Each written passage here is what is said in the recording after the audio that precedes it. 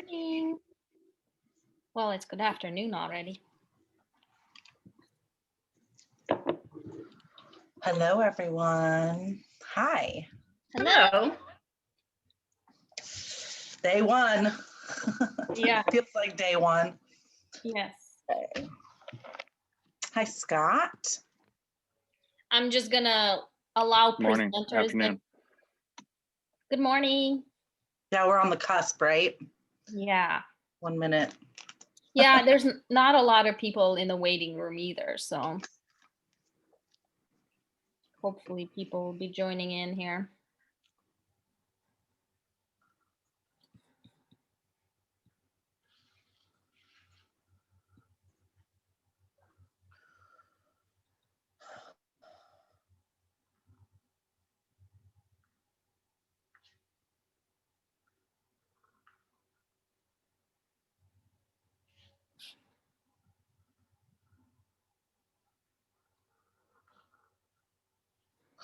Olga, I forgot to send you. I updated my PowerPoint since I sent it to you. There was a wrong figure in there. So before you send that out after the presentation, make sure I get you an updated copy of that.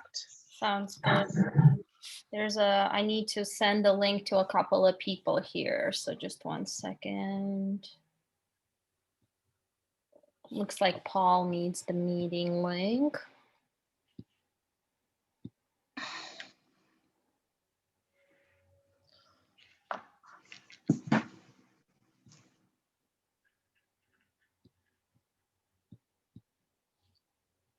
Did you get you guys got a reminder? Roz, did you get a reminder?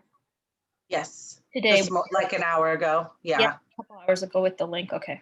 Yeah. But I actually used the link that you sent yesterday to the presenters, or was that the same link? Mm-hmm. Okay. Hello, this is Olga. Hi, Olga. This is Nick Livermore.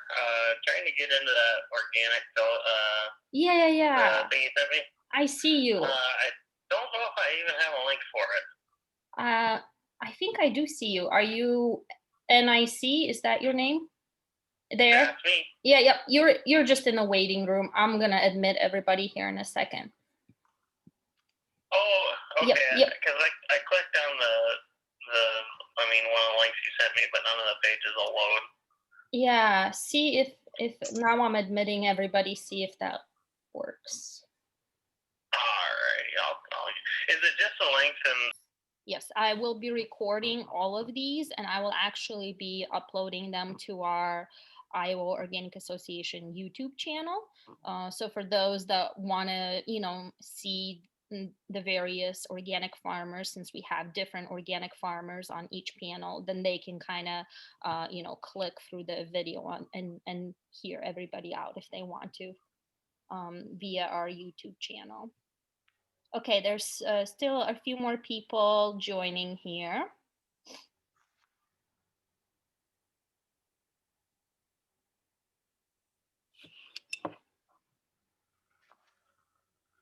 Yeah, I'm looking forward to Scott and Paul's presentations. I need professional development here. So Save the best for last. Yeah. Keep you all hanging on by your pins and needles. Yes, and Paul is going last, so yes. All right, well, we can certainly get started. Roz, do you want me to just share the agenda? Yeah. Okay. I will go ahead and share the agenda. That way you guys can kind of get an idea of what we are going to touch on today.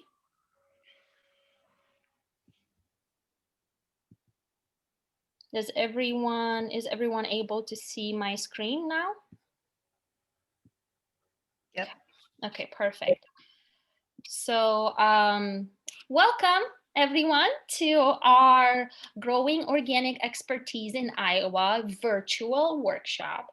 As you guys have seen in the email that I sent out and the communication that I've been with you, These workshops used to be in person across the entire state of Iowa prior to COVID, and how, due to COVID, we've changed the format and created them via Zoom, and reduced the time from a full day event to a 3-hour workshop, so folks don't have to sit behind their computers the whole entire day. So we are so excited to have you be a part of this workshop, and thank you for taking the time out of your busy schedules to attend.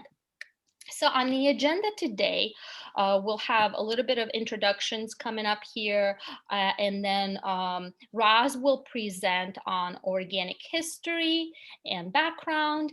Then Katie Hyde with Iowa Department of Agriculture and Land Stewardship will be presenting on organic regulations and certification overview. We'll have a little short break from 1:15 to 1:30. And then after that, we'll have 2 more presenters, Jim Munsch and John Hendrickson, talk about organic agronomics. And finally, we'll wrap it all up with Scott Osborne and Paul Muggy, 2 organic farmers that will cover their organic journey. Roz, if you want to take over. Well, sure. Let's go. If we want to really quick, let everybody introduce themselves just quickly, and where you're working from, and where you're calling from today. And then, yeah, we'll jump right in and get going. Perfect. And I can start. I'm the executive director with Iowa Organic Association. I live in Pleasant Hill, Iowa, and I work out of my home. Sorry about the mess behind me. And yeah, I'll be here presenting today, this first part of the presentation. So thanks for being here. I'm Gary Huber. I'm living in Ames. I am the board chair for the Iowa Organic Association. So first time I've been on that side of the relationship. I'm really liking it. So. Me too. I'm Pete Kapuska. I'm up in Fort Dodge, Iowa. I work for AgriSecure. We're helping farmers going from transitioning from conventional certified organic. I'm also a farmer. I have some farm ground over in New Glarus, Wisconsin that's organic.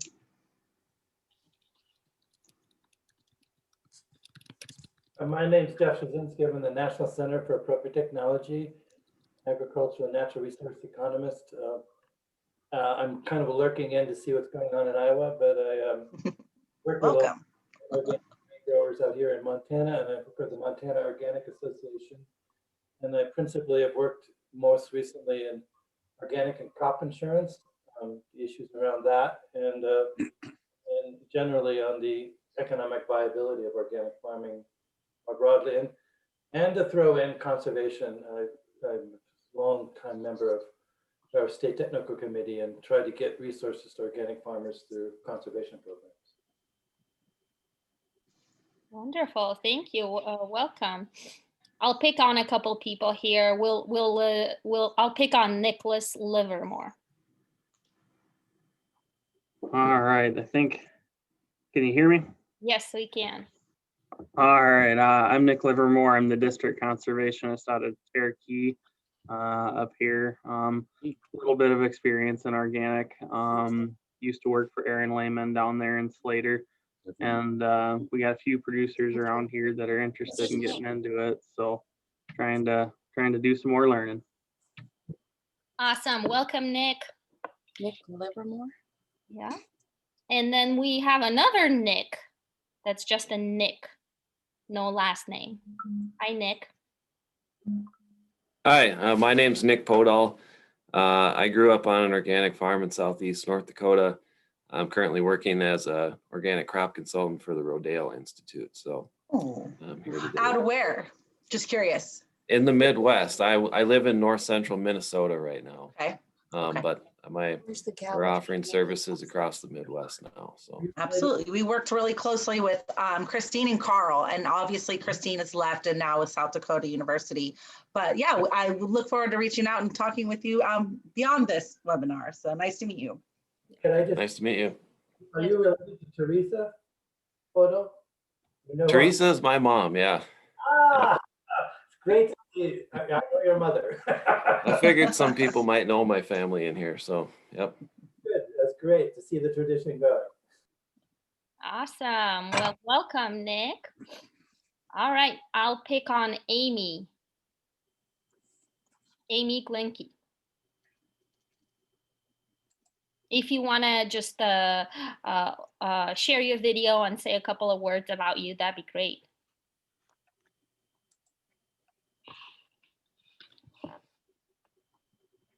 People are probably not prepared to do this, but it's a smaller group than anticipated, so we're going for it.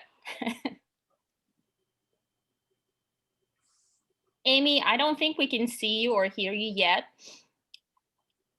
So we can go ahead and try Cindy. Hi, Cindy.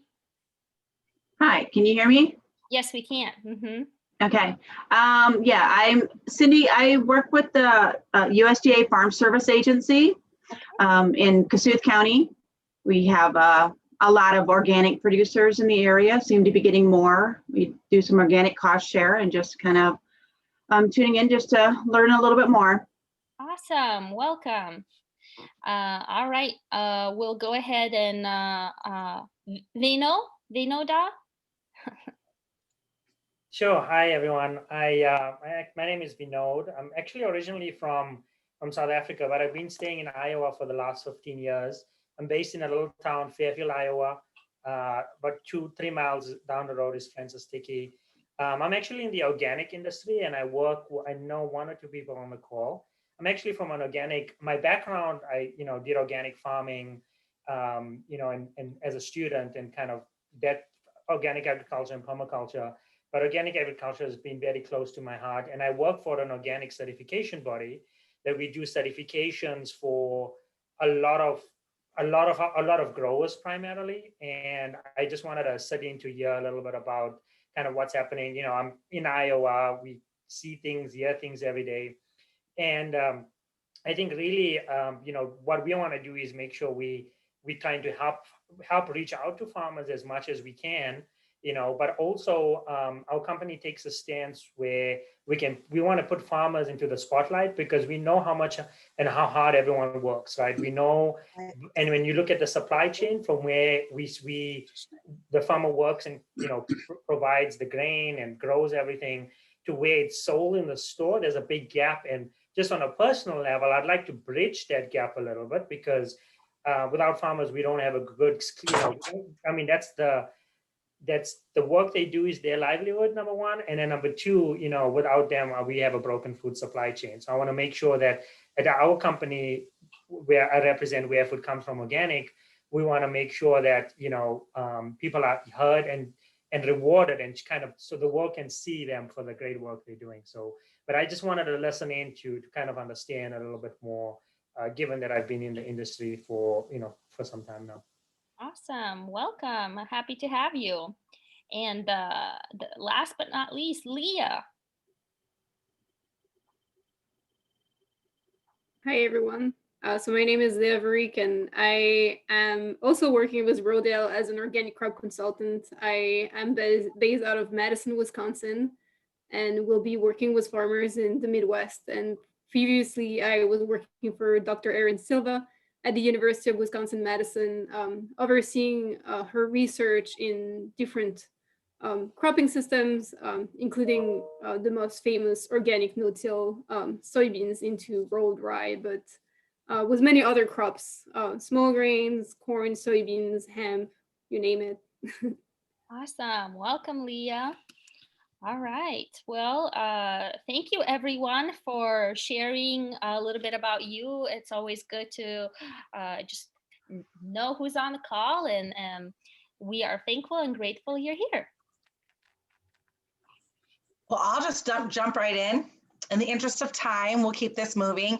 I'll preface this with, this used to be an hour presentation, so I've condensed it to less than a half an hour just to allow for some time for questions and comments if there are any. So again, as Olga said, I'm really excited to be here with you guys today and share a little bit more information on organic. So thank you so much for being here. And I'll be looking down at my notes, so I won't always be looking at the screen in case you're curious. So now I need to share my screen real quick. Let's see. Well, there it is. Okay.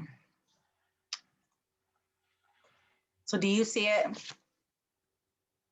Yep. No. Okay, here we go. Oh, there, it's coming up right now. Okay. All right. Now we're good? Yep. Okay, let's go. Okay, I'm going to start off the presentation with a few just quick little trivia questions. So if you have yourself unmuted, just blurt out the answer if you think you know it, and I'll just keep moving along in the interest of time, okay? The first question is, what is the #1 organic commodity in the US measured in sales? Corn? Any other takers? That's going to be some horticultural crop, but I can't think because they're high value. Strawberries. Strawberries. Okay, it's actually milk. So in 2019, milk sales were at 1.59 billion. Based on the last or the most recent USDA NAS organic survey, broilers and eggs switched spots from the previous survey in 2015. But other than that, the ranking is pretty consistent in terms of organic sales in the United States. What is the #1 organic field crop in the United States measured in sales? Corn. Got it? Corn. $278 million in 2019. That's a 70% increase from 164 million in 2016. What state is #1 in organic corn grain production in acres and bushels harvested? Illinois. Any other takers? Iowa? Iowa. Yay. Iowa it is, 37,000 acres, 5 million bushels, and $38 million in sales. Minnesota is #2 in organic corn production. And what state's #1 in organic soybean production in acres and bushels harvested? Wisconsin. Any others? It would be Iowa again with 22,000 acres, 864,000 bushels, and $15.5 million in sales. Michigan is ranked #2. Prior to the 2019 survey, the 2015, it was Minnesota. So Minnesota has moved into #3 spot in that ranking. We get this information that I just shared with you and some additional information throughout the presentation through the USDA National Agricultural Statistics Service, so NASS. They put out every 5 years an certified organic survey to get some data on the industry in itself. This is the latest survey. It came out late last year, so basically the beginning of November 2020. You can find this information, a comprehensive result of all the states on the NASS website, or feel free to email me or Olga and we can get you these documents if you want to comb through them yourself. A definition of organic production. I'm gonna have to move this video here, guys. Okay. A production system that is managed in accordance with the Organic Food Production Act to respond to site-specific conditions by integrating cultural, biological, and mechanical practices that foster cycling of resources that promotes ecological balance and conserves biodiversity. So organic agriculture uses a systems approach. So it's minimal use of external off-farm inputs, which would include synthetic fertilizers and pesticides, growth hormones, antibiotics, and genetically modified organisms. It includes the management or systems management that maintains and enhances ecological balance, so looking at soil and water conservation. an increased biodiversity on the farm and in its surroundings. Oops, too far. Use of crops, excuse me, use of crop rotations and cover crops to recycle nutrients, build soil quality, and disrupt pests and weeds. And my little thing's in the way again. Okay. And the use of biological and mechanical pest controls as a last resort. Gonna go give you a little bit of background on some of the trailblazers of the organic movement who started talking about organic way back when. We have Sir Albert Howard. Back in the 1940s, he started with his research and raising awareness about organic practices, mostly focused on soil health. He also influenced J.I. Rodale, and we'll talk a little bit about Rodale as we move forward through the slides. One of the things to note about Sir Albert Howard was one of the things he noted in his agricultural testament, and that's the maintenance of the fertility of soil is the first condition of any permanent system of agriculture. So these are one of the first people that we start hearing from in regards to soil health and looking at that within our agricultural production. Next, we have Lady Eve Balfour. She's known for designing the first long-term comparison of organic and conventional agricultural methods. In The Living Soil, she wrote, the most frequently heard argument is that intensive chemical farming provides the only hope of feeding the expanding world population and has therefore to be accepted whether we like it or not. To me, it seems probable that the exact opposite could prove to be the case, and that it is an alternative and largely organic agricultural that will be forced upon us whether we like it or not. So we're looking at the mid-40s when we're really seeing a rise of talking about organic and looking at the soil. J.I. Rodale, so for many, Rodale is synonymous with the organic movement in the United States. He's known as the father of modern organic farming movement. He founded the Rodale Incorporation. It's a publishing company in the 30s, and that's where the Organic Farming and Gardening magazine came out of in the 40s. He also purchased a farm in Pennsylvania in 1941 and founded the Soil and Health Foundation to help foster scientific research and study and provide information about non-chemical farming. And he was also heavily influential in the development of organic production methods. He is known for coining healthy soil, healthy food, healthy people. That's kind of the premise of his research and passion, his vision. Robert Rodale, J.I. Rodale's son, continued to follow in his father's footsteps, buying a 333-acre farm in Kutztown, Pennsylvania, and which he began the longest running organic versus conventional comparison study in the United States, and it's still going on to this day. He also introduced the New Farm magazine in 1979. It has recently been revived. So folks that are members of the Organic Farming Association would receive this quarterly publication. And then Robert is known for coining the term regenerative agriculture. Oops, I went back too far. Regenerative organic, to distinguish a kind of farming that goes beyond sustainable. And that's as far back as 1989. Wrong way. Okay. A little bit more about the history and how we got to the National Organic Program today. So prior to the Organic Foods Productive Act of 1990, there were many different standards and certifiers all across the country. And so that led to the Organic Foods Production Act, which will ultimately lead to the Universal One Standard under the USDA Organic Seal. So prior to that, there were many different labels, and it was really confusing for consumers to keep track of all of these different labels and certifiers, and it still might be, but knowing that there is one universal standard for organic production in the United States, that's the one seal that we can all look to now in terms of consumer confidence. A little more detail in regarding that history.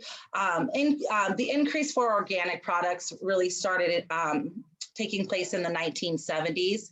And then that's with a rise came these decentralized certification programs across the United States, and then led to the 1990 Organic Food Act. The Food Act states that the Food Act specifically asks the USDA to write rules and regulations to explain the law to producers, handlers, and certifiers.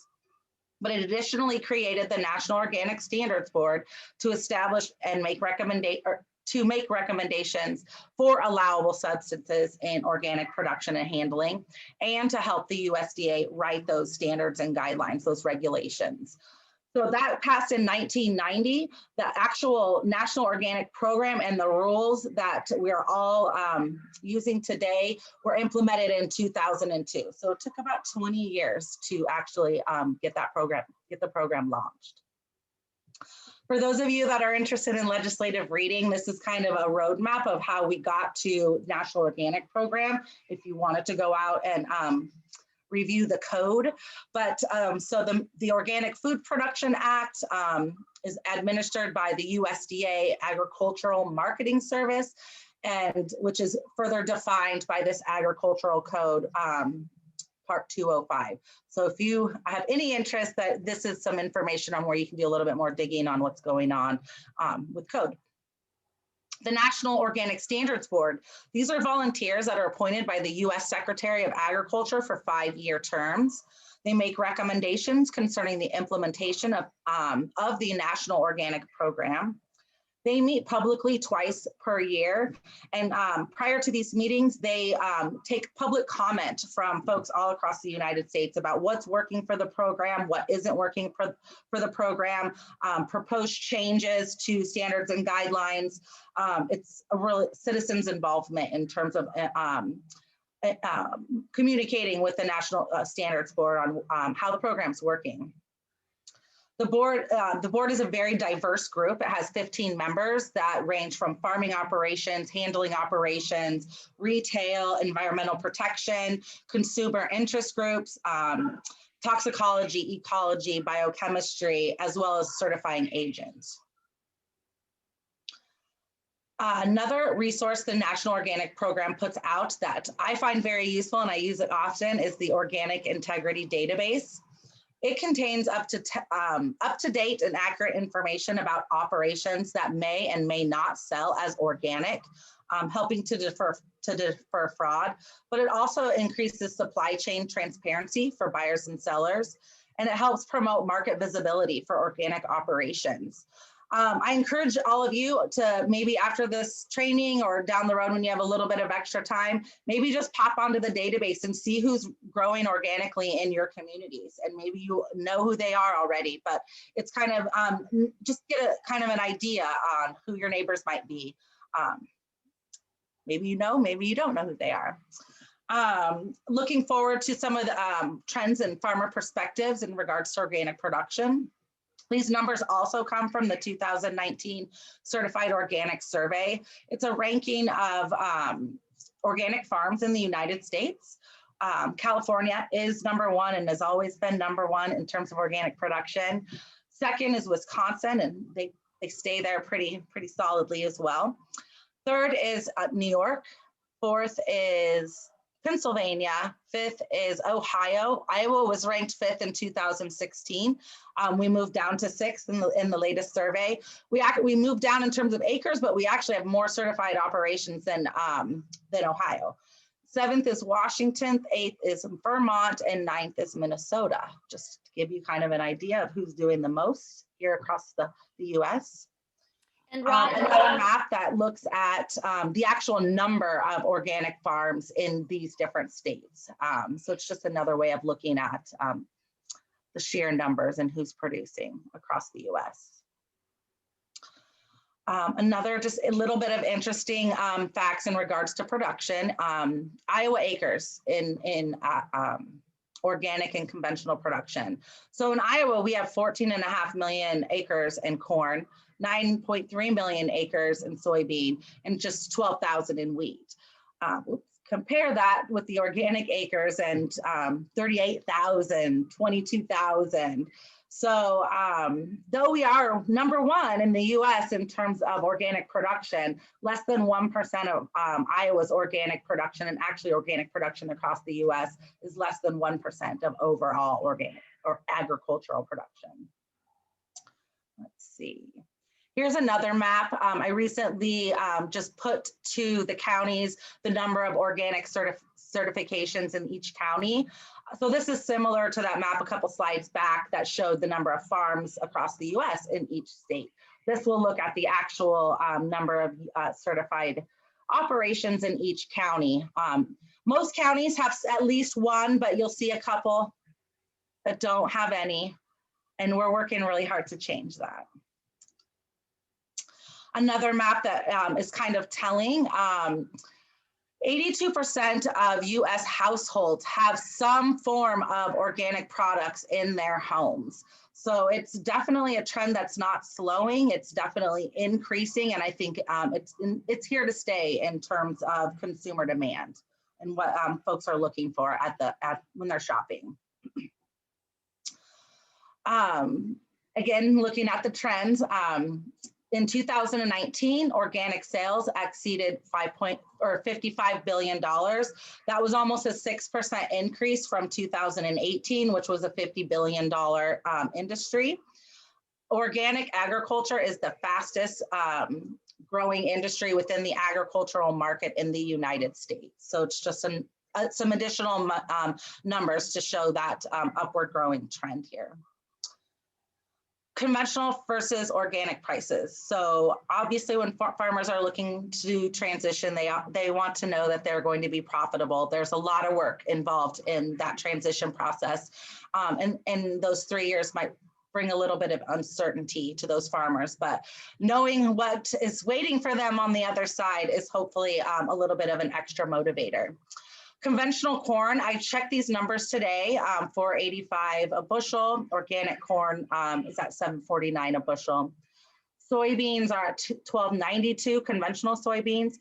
And there were numbers out on the USDA website for soybeans or Mercaris. I looked both, and but last year they were paying $17.97 per bushel. So that's the latest numbers I have on soybean.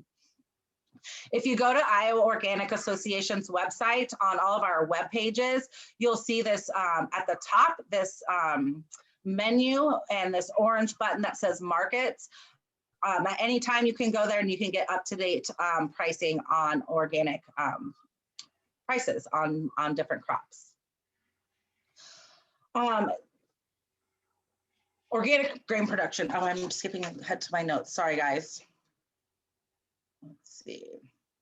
As a leading producer in corn and soybean production, organic provides an opportunity for Iowa farmers to help meet domestic demand for organic crops. So organic livestock feed demand is outpacing domestic production. Right now, the US is importing 20% of organic corn and importing 70% of our organic soybeans. It provides both a higher premium, but also a viable crop that Iowa producers can actually produce for the market, as there is a definitely demand for that domestic grain. Here are some numbers. I tried to find to see if there was anything more recent as of 2016. This was a study, and it wasn't just from ERS. I believe there was a university involved. I'm sorry, I don't have that on the page. But this is the latest information that I could find as of today. So just to give you kind of another snapshot of what we're looking at in terms of organic exports and imports. We mostly export to Canada and Mexico, and those are apples, grapes, and lettuce. And most of our imports are coming in from Turkey. The Turkey is the corn and soybeans, but we're also importing bananas, coffee, olive oil, just to give you some of a sense of some of the things that we're bringing into the country. Let's see. This is some information that Rodale put out regarding some of the research done at their Pennsylvania site. So just to recap, some of their decades-long research has shown that organic systems are competitive with conventional yields after a 5-year transition period.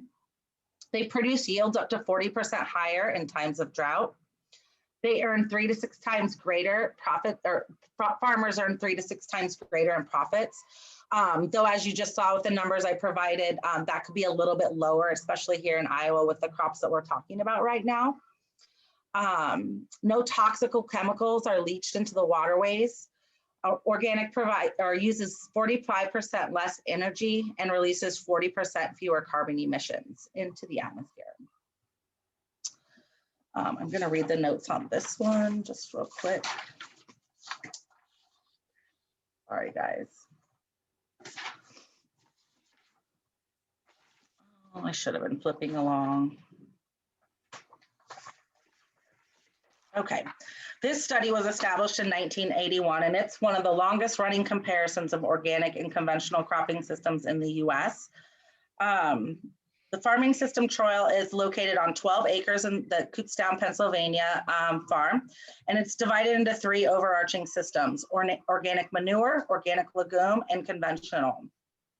Each system is further divided into 2, tillage and no-till, for a total of 6 systems. And so there are a total of 72 experimental plots. The no-till and organic no-till are not created equal. This is a special note. Conventional no-till utilizes herbicides to terminate a cover crop, whereas organic systems use tools like the roller crimper. We have found that organic no-till practices year after year do not yield optimal results.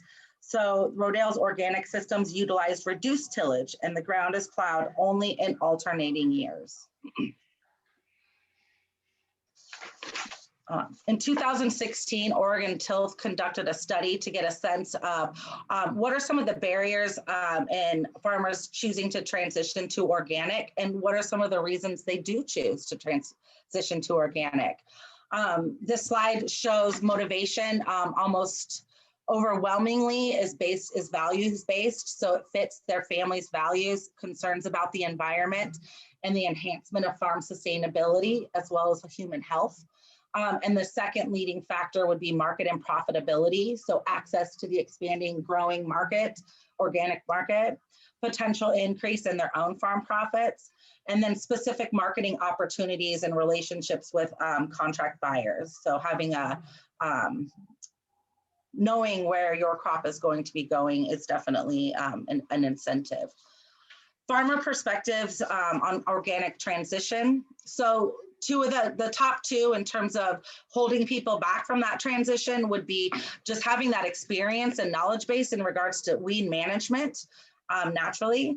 And then the cost of organic certification, time and time again, it's an increased cost that other farmers aren't having to endure.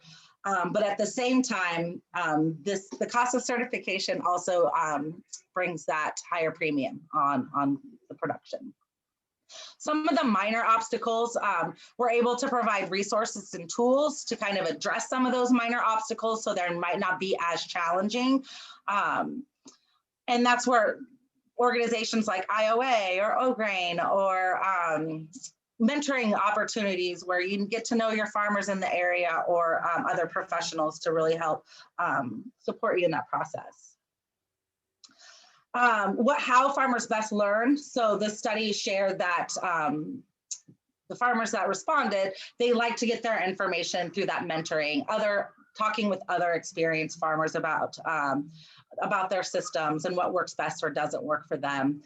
One-on-one technical assistance. So those NRCS offices, going and talking to the FSA, talking to Extension, those are critical resources for farmers at the county level. And is one of the reasons why we developed and are delivering these growing organic expertise workshops.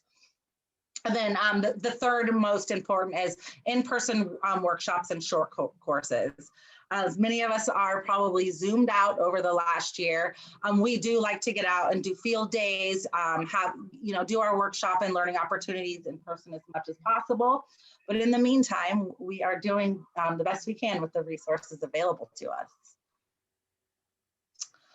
And then some additional resources, both monetarily and educationally. So the FSA each year has funding available to offer cost share for organic certification. So that's for anybody that is obtaining or renewing their certification. There's funding available to help with those costs. The funding available is up to 50% of your certification costs, and it cannot exceed $500 per certification scope. I do want to note, historically, this funding has been at 75% of certification costs and it up to $750 per scope. Late last year, the FSA informed the USDA that they weren't sure that there was enough funding available to maintain that reimbursement rate. So they did the reduction to make sure that they could meet the anticipated applications. However, IOA is going to continue to talk with our legislators about getting that back up to the 75% and $750 per scope, if not actually increasing it to 100%, especially during the pandemic, to help offset some of those hardship costs. So just know that that number could be changing, but right now this is what we were looking at in 2020, and it's still out to be determined what we'll get for 2021. The NRCS has a couple pools of funding available to help with organic transition and practices. EQIP has an organic initiative, and there are 2 funding pools within the EQIP organic initiative. One is specifically for transitioning farmers, and one is specifically for farmers who are already certified. So please note that. And an additional program within the NRCS is the CAP 138. It provides funding for a technical service provider to work with a farmer to develop its organic systems plan. And each farmer in transition will have to develop an organic systems plan and submit that to their certifying agency upon their application. In addition to the other application information. So that funding is available at 100% to get assistance with your organic, writing your organic systems plan. One thing I would want to note here, and we'll probably hear a little bit more about this in our certification section, know who your certifier is before you start looking at doing the organic systems plan. Every certifying agency does things just a little bit differently, even if it's just the way their forms are developed. So know who your certifier is so you know what their expectation is before you start developing this plan. So you don't have to go back and make a bunch of changes when you're ready to submit that application. Some additional websites and organizations that are really good for looking for information or just getting more information about the National Organic Program or organic production would be the National Organic Program's website. I'd recommend going out there and just digging around a little bit. They also recently launched the Organic Integrity Learning Center, and Olga can speak to this, but there's a lot of training modules out there just across the board on different organic topics. So this is another great place to land if you have something specific you want to learn, or if you're just wanting to get more information and better well-rounded when it comes to organic. The NRCS also has this assistance guide that they created to help organic producers and those working with organic folks better understand the programs within the NRCS that can help organic producers. So that's available online. And if Olga and I have a ton of these, if there's something you want us to send to your office, we can do that, or you can request these publications as well through the NRCS office. In 2018, Iowa Organic, we launched the we published the Iowa Organic Resource Directory. This can be found both online and our website, and we do have hard copies available that we are more than happy to mail to your offices. And it just provides a range of different resources for folks that are looking to transition or just looking for some additional resources within Iowa and the Midwest to support their business and their farm. Dr. Kathleen Dellett with Iowa State University conducts annual research at the Neely Kenyon Farm in Greenfield, Iowa, and she's been doing that for the past 30 years. She is a presenter on some of some of these workshops. She's not today, so I would encourage you to either go back to maybe some of our old YouTubes or look ahead after we've conducted a few more of these workshops in the coming weeks, and hear some of Kathleen's research over the past years to get a really good look at Iowa's landscape and Iowa organic production systems. She also she also leads an organic class every other year in January at Iowa State University. So that's also something to keep in mind. That class begins tonight for those that might want to try to get in on the late end of that. But that is something that is available to folks in the state and those that aren't actually this year, since the course will be virtually in 2021. For those of you who aren't aware, there's the Midwest Organic and Sustainable Education Service, better known as MOSES. They have a ton of resources out on their website. They also have a mentoring program for organic transition. But they also host one of the largest organic conferences in the United States, especially the Midwest, with over 3,000 people attending. There's a huge exhibit hall. There's tons of educational sessions, organic food. It's just a real great hub for those that want to get together and talk about all things organic or learn new resources and new techniques. So I encourage you to check that out. This year, everything's virtual. Moses is doing a 5-in-1 virtual conference with several partners, OGRAIN being one, and I don't have the list in front of me. Iowa is participating by delivering some of our content from our Midwest Organic Pork Conference. So there's 6 organic pork topics that will be a part of this virtual conference happening the last week of February. I have thrown the name OGRAIN out a few times today, and they are an amazing resource. Erin Silva is doing research out of University of Madison, Wisconsin. She also created these OGRAIN network, lots of helpful tools, educational programs.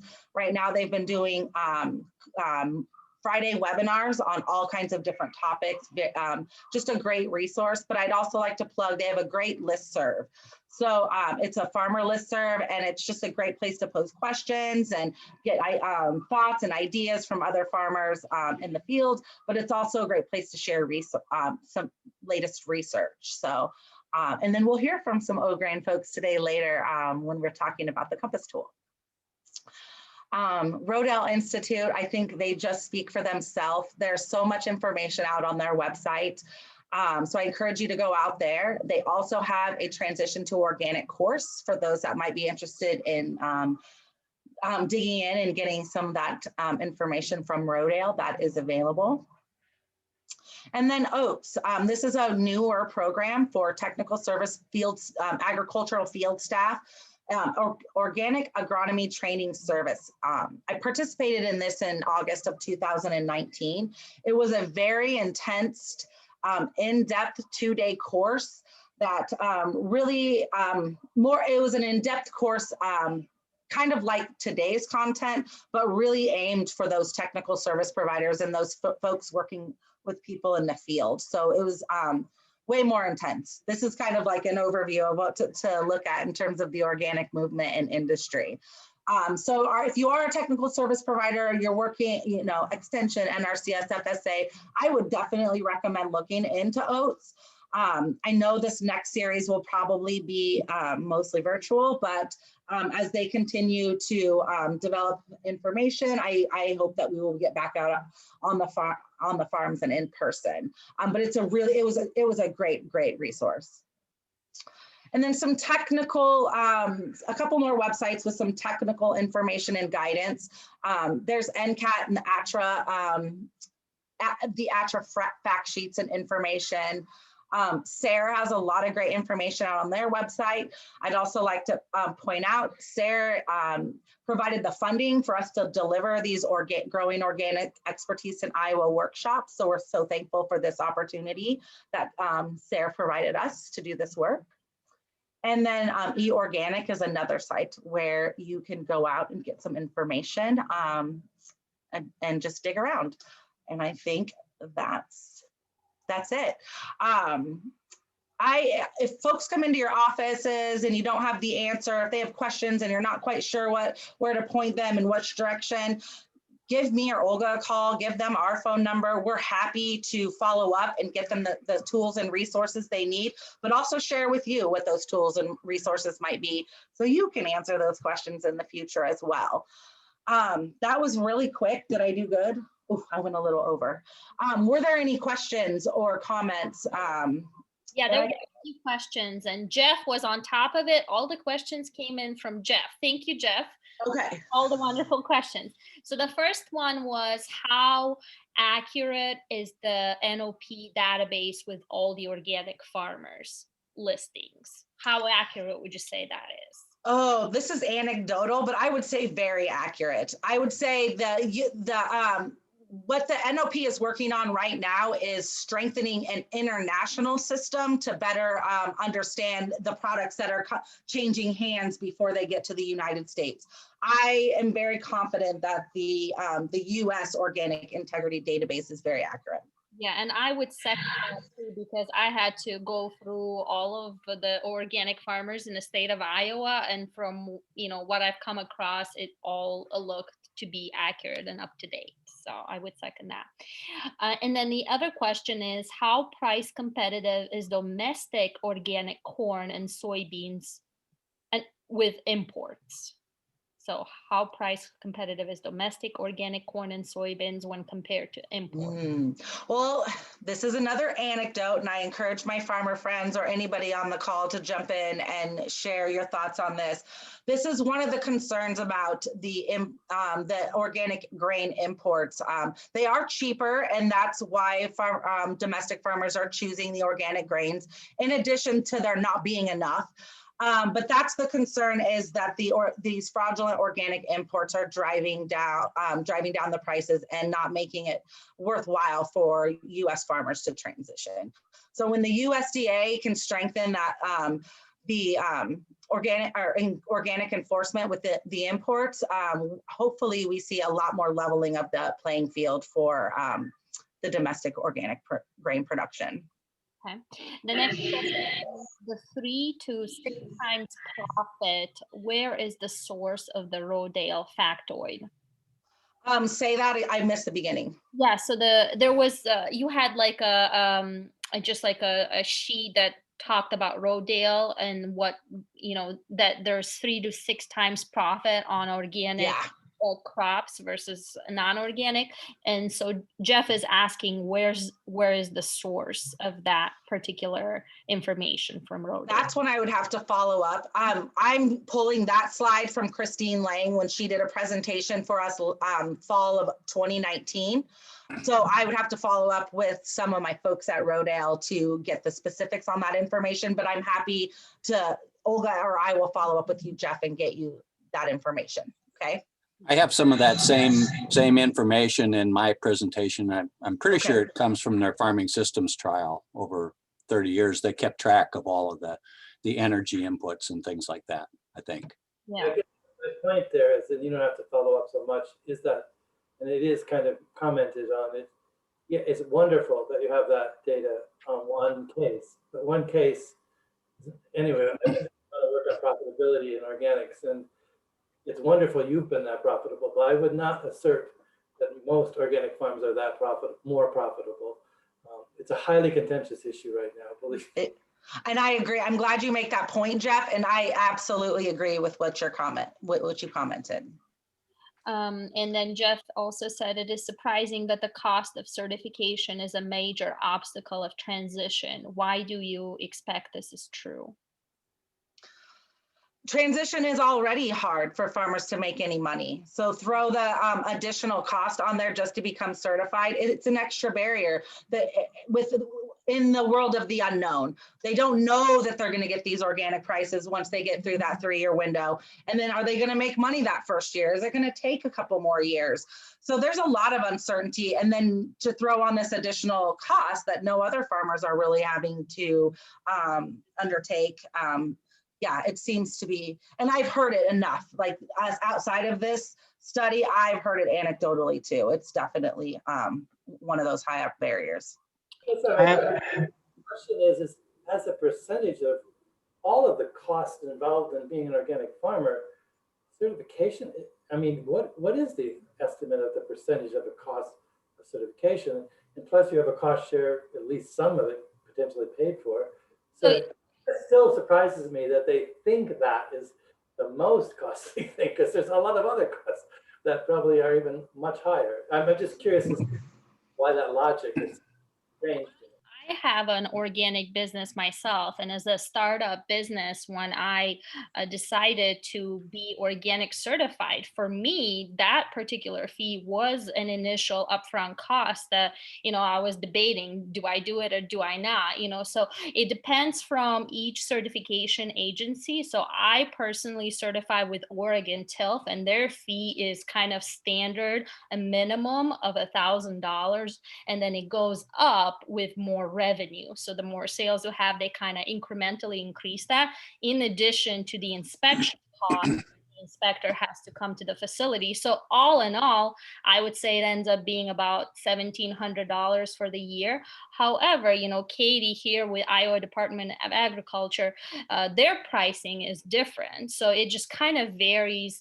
But at the end of the day, it is a cost that you have to incur each and every single year. So, Well, and I would encourage one or two of our farmers just to, what is your take on the certification cost in terms of a barrier on that question? I would say for me, the cost is probably between 1% and 2%. And, we have to remember that you get $500 back from Uncle Sam, and maybe the people that are filling out that survey are not aware of that. Sure. I think one of the things that farmers process is where they're currently at to where they're going. And if there was a certification cost to being a conventional farmer, then they wouldn't look at the certification cost to be an organic farmer much differently. Right. They just see that as an add-on that's unnecessary until they really get into the depth of the program and see what the organic regulations in that organic marketplace is like. And then they can appreciate the documentation and the care and the commitment it takes to be organic. Absolutely. Great response, Pete. Yeah. And you guys, we are actually running short on time here for Katie's presentation. So if it's okay with everyone, I'd like to shorten our 15-minute break to our 5-minute break. That way Katie has the additional 10 minutes to present her piece. I don't want to cut her time too short. Does that sound okay, Katie? So you would have until let's see, 1:25. Sounds good? Yeah, absolutely. Awesome. Thank you everyone for the great questions.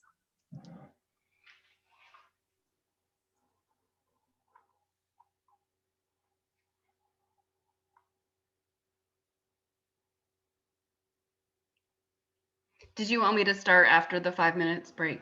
Oh no, so the break, we'll do the break at 1:25. So you Okay. You ready Okay. to go now? Yep. Okay, sure. I can go ahead and start. So I'll go ahead and share my screen here.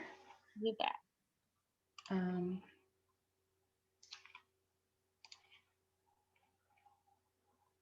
Okay.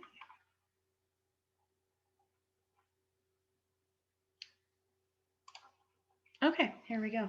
Sharing my screen there. Okay, my name is Katie Hyde, and I'm the Organic Handler Specialist for the Iowa Department of Agriculture and Land Stewardship. In addition to certifying our farmers, I am the handler and processing specialist, so I deal with the processors, handlers, coffee roasters, meat fabrication, spices, frozen goods, lots of different things. We have about close to 50 processors and handlers certified here in the state of Iowa by IDALS. And we have approximately 300 farmers and producers certified. Currently, we are accepting new farmers and producers.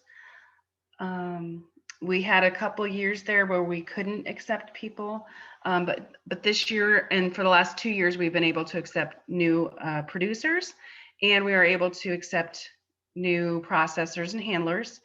Our producer applications are due March 15th, or April 15th is the total deadline with a $100 late fee. And I can get into that more a little bit later. A couple of the things that I'll talk about, Roz has already covered. With the organic claim and what it's not, Some people believe that it's chemical free, natural, and health. It's a health claim. It's not. These are just people, what some consumers believe are synonymous with organic. And natural versus organic, the use of natural is not regulated like it is, like the term organic is. Organic is regulated by the USDA's National Organic Program. So in order to use or label, make a claim on organic, you should be certified as organic. There are some exceptions to that rule, as far as if you were processed, if you have less than $5,000 in sales of organic product. So the benefit of the National Organic Program regulations is that it's a uniform organic production and processing requirements throughout the U.S., uniform labeling of organic products, and established compliance procedures and enforcement. The uniform labeling, while that is could affect people who sell at farmers markets and have their own clamshell with a label on it, a lot of that is obviously going to, the labeling is geared more towards the processors and handlers. This slideshow, I'm not really talking about processors and handlers. However, if you had any questions regarding those, I'd be more than happy to answer those for you. Organic is chemical free and chemical free is organic, but that's not necessarily true. If you break down an apple, it's going to be broken down to the components of chemical, which consumers don't realize that. But talking about a traditional chemical terminology, there are chemicals that can be used in organic production. We have, if a producer would like to use a certain chemical, they need to submit that label to their file manager for review and approval on that. So those are pretty regulated on as far as which chemicals you can and can't use. Another kind of misnomer is local food is organic and organic food is local, and that's not necessarily true either. Buying local is great. Buying organic is great. But local food is not synonymous with organic. You could have the farmer down the road growing vegetables and fruit and using those chemicals that are not permitted in organic production. So that is not necessarily a true statement. So what is the National Organic Program? Well, Roz kind of went over that a little bit earlier. It's through the Agricultural Marketing Service through the USDA, and they oversee the National Organic Program, or the NOP. These regulations went into effect on April 21st, 2002, and IDALS is an accredited certifier. We became accredited with the NOP back in 2002. We did have a state program for a few years before the national organic regulations took place. What does organic mean? It refers to the complete production and processing system that's inspected and audited for compliance with federal regulations on an annual basis. Organic is a labeling term that's highly regulated by the USDA's National Organic Program. You could take a look at the NOP's organic seal site. There's a lot of regulations as to using that organic seal, as well as terminology that you can and cannot use on an organic label. Who must be certified? Operations that grow, process, and sell products as organic must be certified. If you are claiming that your product is organic, then it should be certified. There are exemptions and exclusions, such as sales of $5,000 or less, handling operations of products containing less than 70% organic ingredients, and handling operations that do not process or repackage the organic product. So this is why Hy-Vee wouldn't have to be certified as organic, because they are not processing or repackaging those organic products. So going organic, from soil to seed to sale. How do I get there from here? Develop an organic system plan, comply with organic requirements, maintain records, and you get your certification. The application for your organic certification. The application packet is divided into several sections to reflect the different requirements. Your application is also referred to as your organic system plan or your OSP. We're really big in the government on using acronyms and shortening everything that we say. So if I use language or terminology that you don't know, please interrupt me. And the organic system plan must be updated annually. This is your renewal. You do get inspected on an annual basis, and you pay your certification fee on an annual basis as well. Your organic crop requirements. This is a list of all the things that your organic system plan is comprised of. Land requirements, your soil fertility and crop nutrient management, seeds and planting stock, crop pest, weed, and disease management, harvest, handling, and storage, and your record keeping, which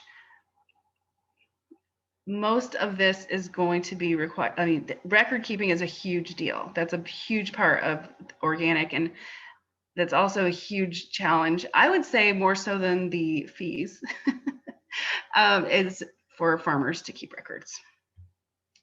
So the first part of your organic system plan is covering the land requirements. You need a 36-month transition period from last application of a prohibited substance to harvest of your first organic crop. So here is an example.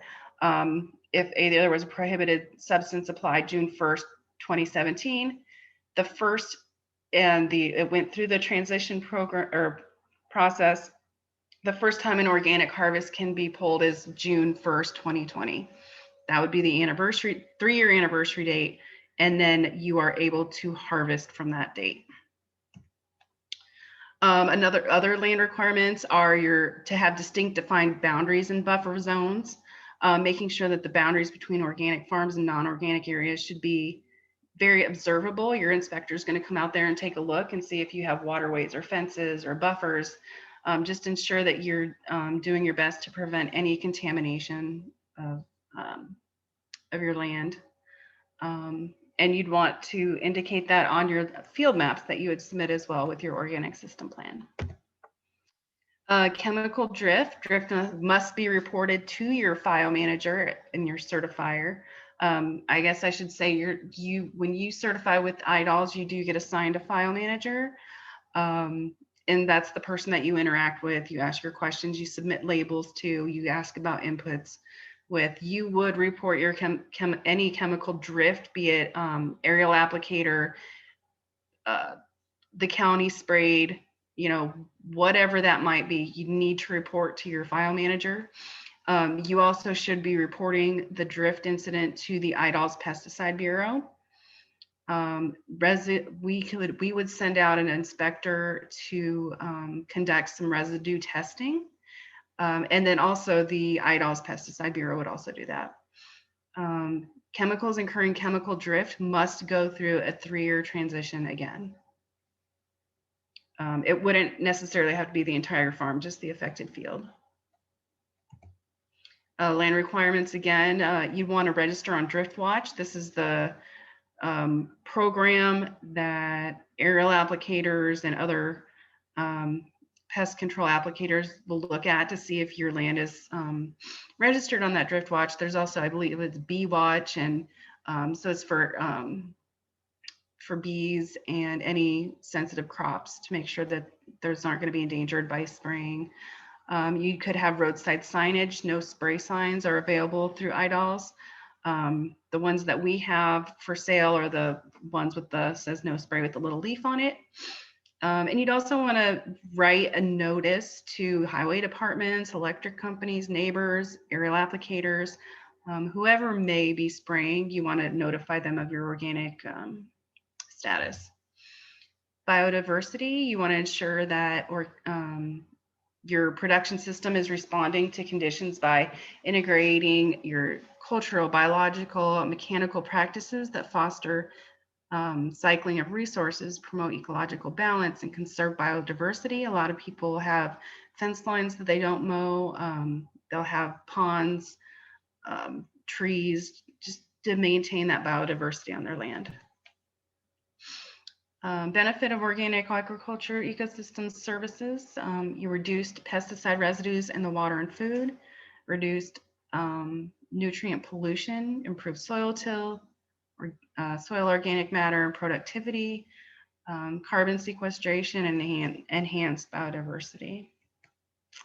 Your soil fertility and crop nutrient management, you select tillage, cultivation, and crop rotation practices that maintain or improve soil condition.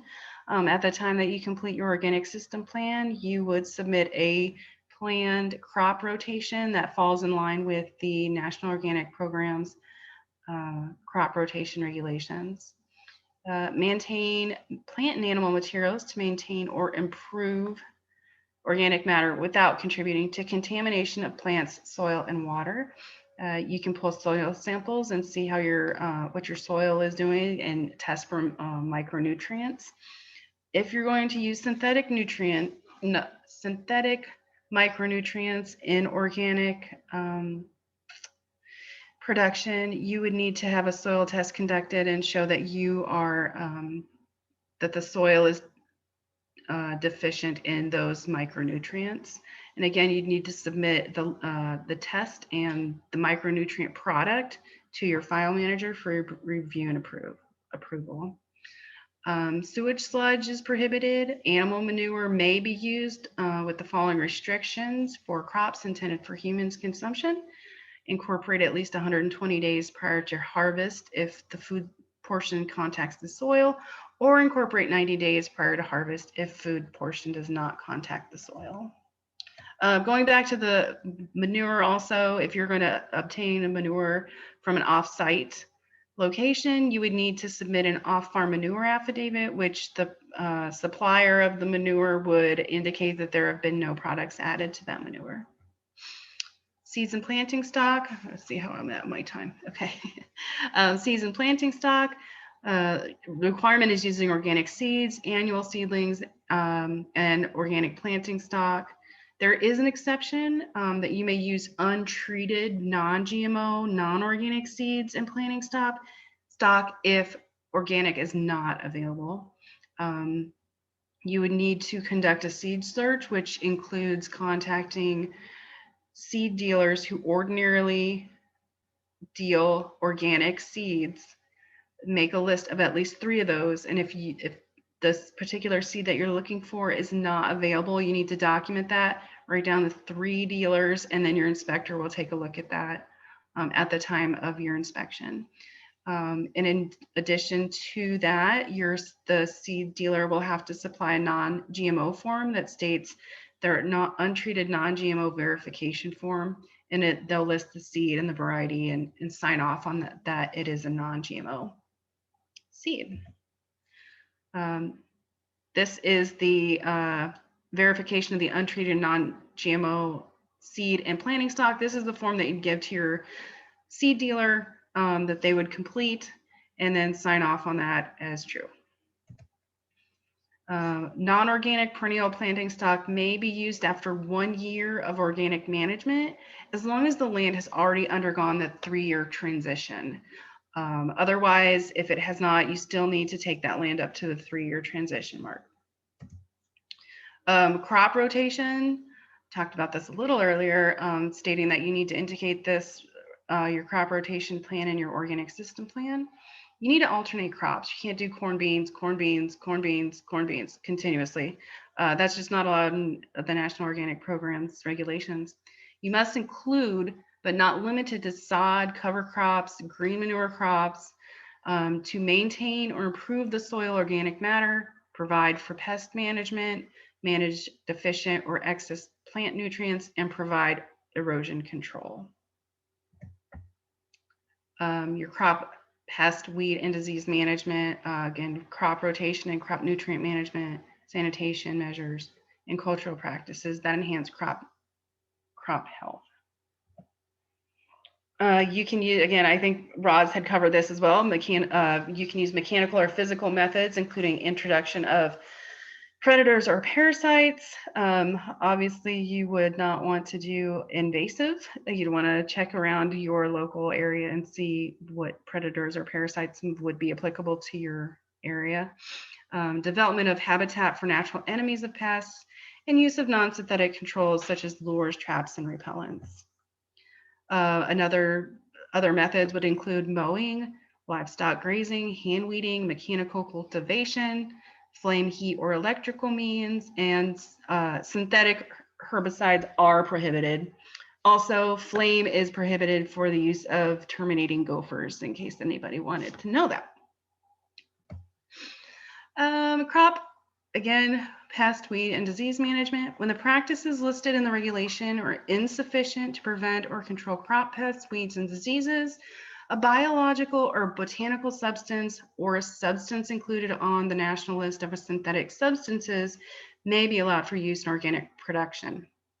So again, you would contact your file manager, you would submit a label and or an MSDS with the information. It's reviewed and approved, if applicable, by your file manager, and they'll let you know. We do have I think it's later on, we do have a database of over, oh gosh, I think we're up to 4,000 products that we've reviewed and approved for use in organic production.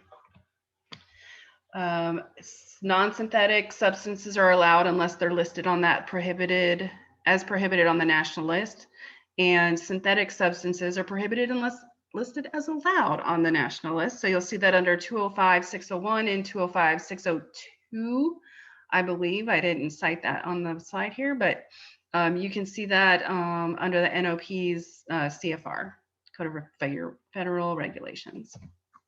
Here's the materials database I was talking about earlier. You'll see the status. This is not something that we post publicly online. We can't consult, so we don't publish this online. We're not a materials review organization. So if we review and approve a product, it doesn't necessarily mean that MOSA or OFA or another certifier would approve it. They probably would, but they're not going to take our approval. They'll have to review and approve that. I'm sure many of you are familiar with OMRI. They are a MRO, Materials Review Organization, that work with the NOP regulations. So generally speaking, if you find an OMRI product, we will allow that. We still need to approve it and get it put in our database.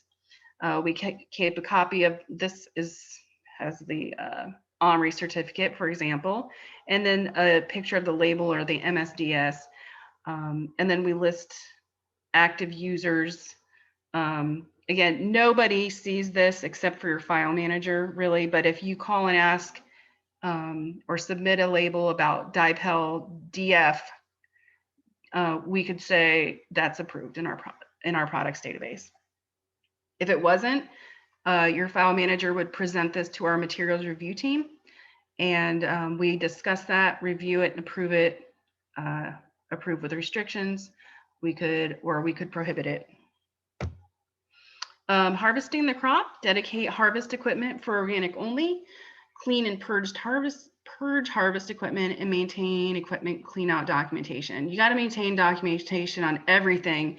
If you're not sure if you should document it, you probably should. Crop storage, dedicate storage units for organic only, label all organic units for organic use only, and identify storage areas. So again, if you don't know if you should label it, you probably should.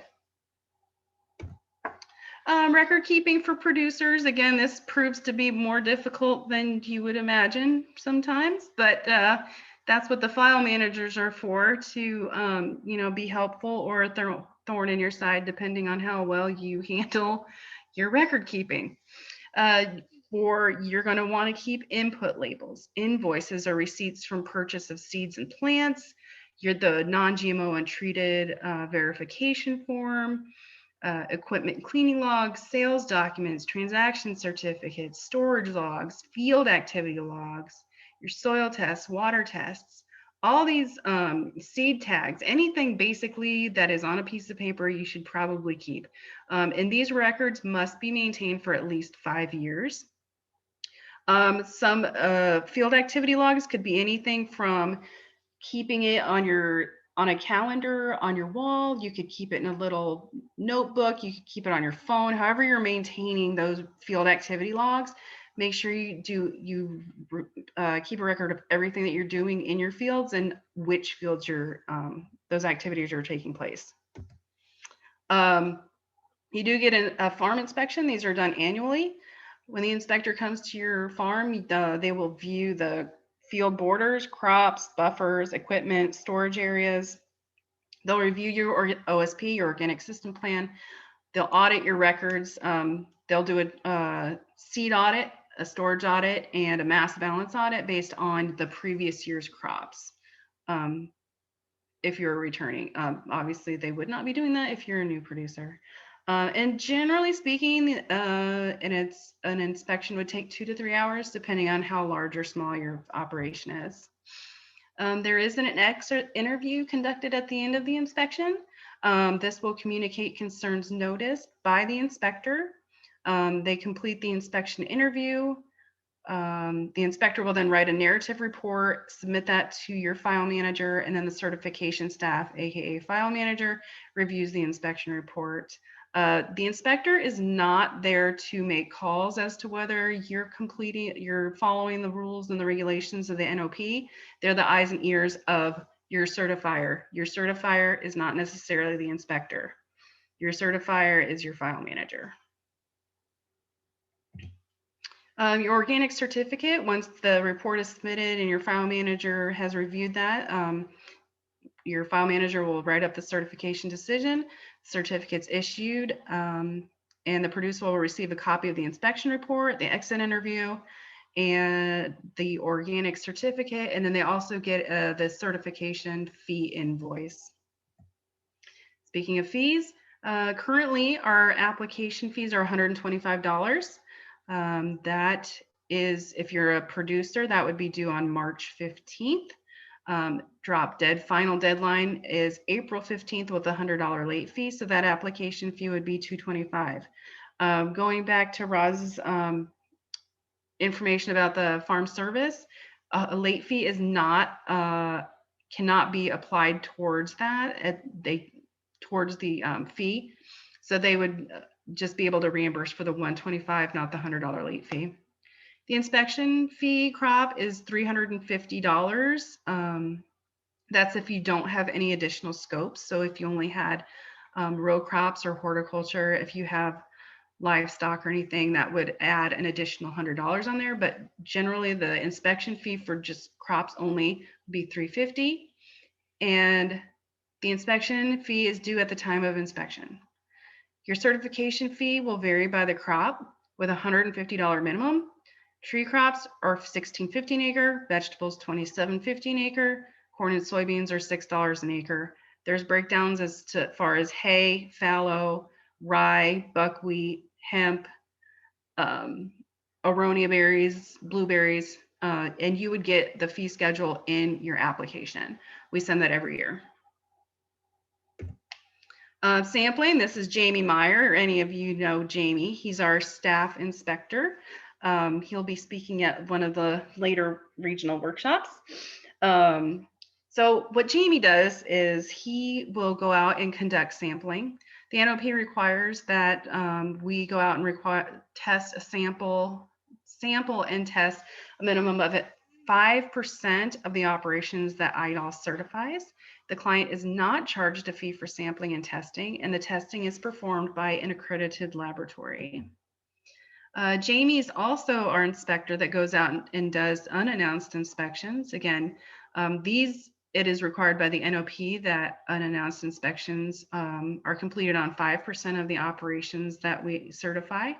These are random selections or cause-based selections. So if we had a reason to go out and do an inspection to view an operation, then Jamie would go out there for that, or just randomly select it. And it's beneficial for getting an accurate picture of the operation since it's unannounced. This is the integrity database, again, which Roz already went over. It is a fantastic tool. I would like to toot IDALS' horn by saying that we were presented with an award from the National Annual Conference with the NOP and the ACA, which we were presented with an award for our data entry into the NOP database. So that was pretty exciting. Yay.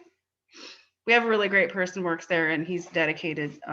Not only that, but he does put all of our database in there, or all of our information in there. So we are up to date based on that question earlier. We are currently up to date and do that pretty much as soon as we issue each certificate. We let John know, and he updates the integrity database.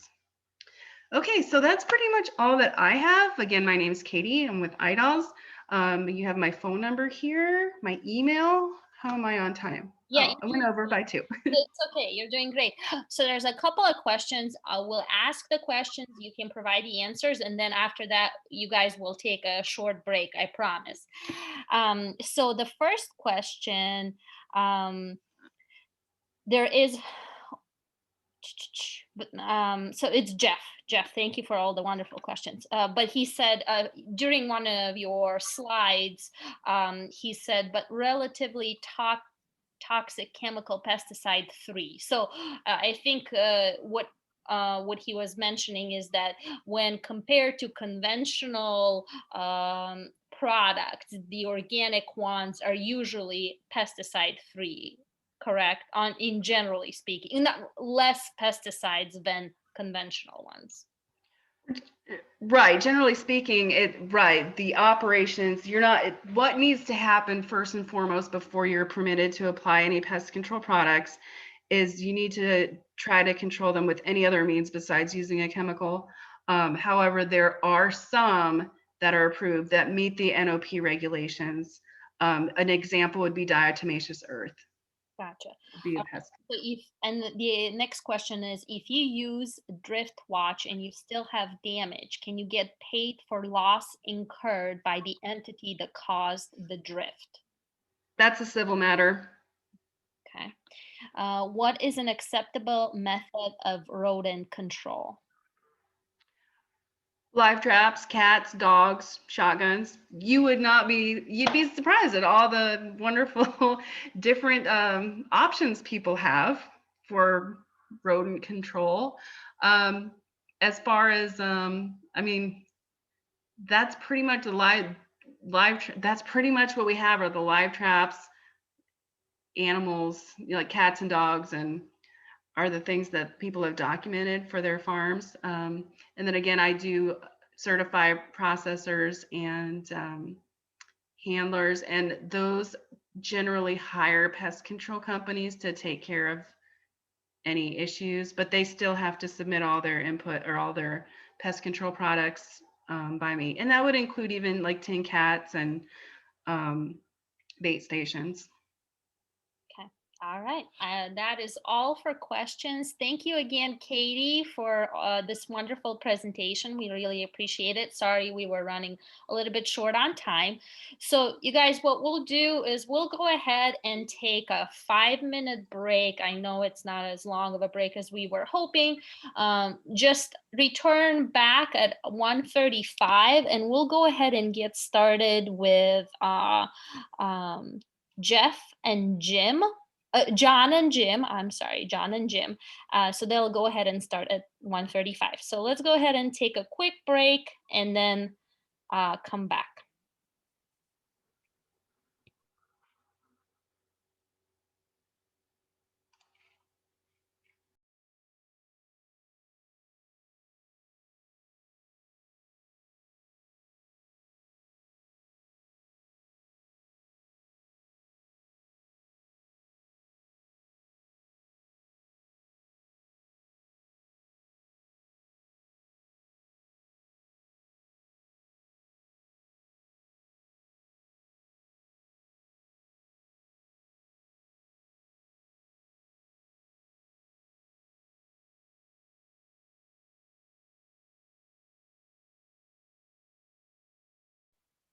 Hi, Jim. Hey, John. Busy day? Yeah, started out with having to move some snow. Oh, yeah, that's right. We had nothing. We had just a dusting. But Prairie, I think Prairie might have gotten 4 or 5 inches. Yeah, it's kind of hard to know exactly how much fell because it was windy and so it's Yeah. drifted.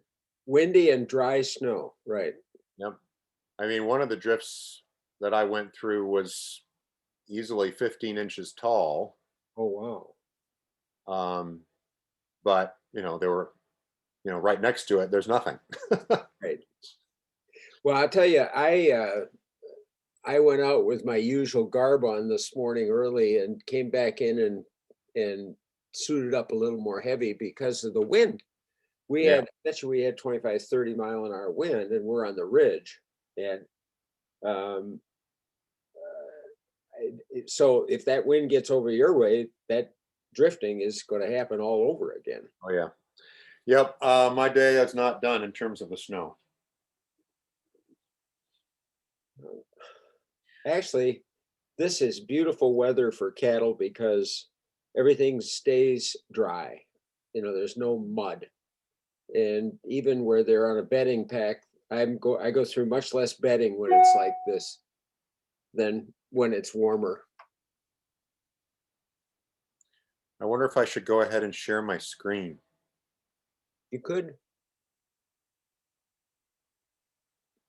put some beautiful picture up there.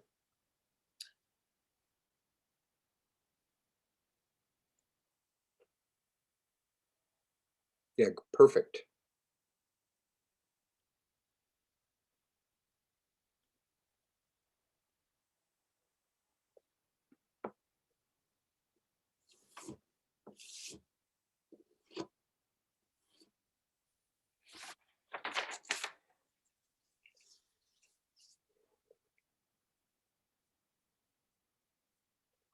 I was doing a little market research or competitive research during the last little meeting because, I consult for EcoCert.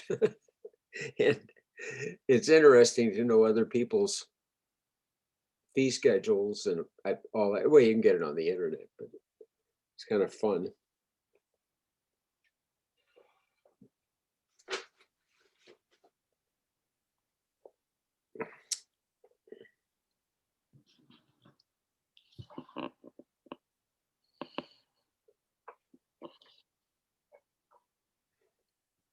Jim and John, we're running a little bit behind, just about 5 minutes behind. Small thing. Not a problem. I went ahead and put the first slide up. If that Perfect. was okay. Wonderful. We'll hit the ground running. Awesome.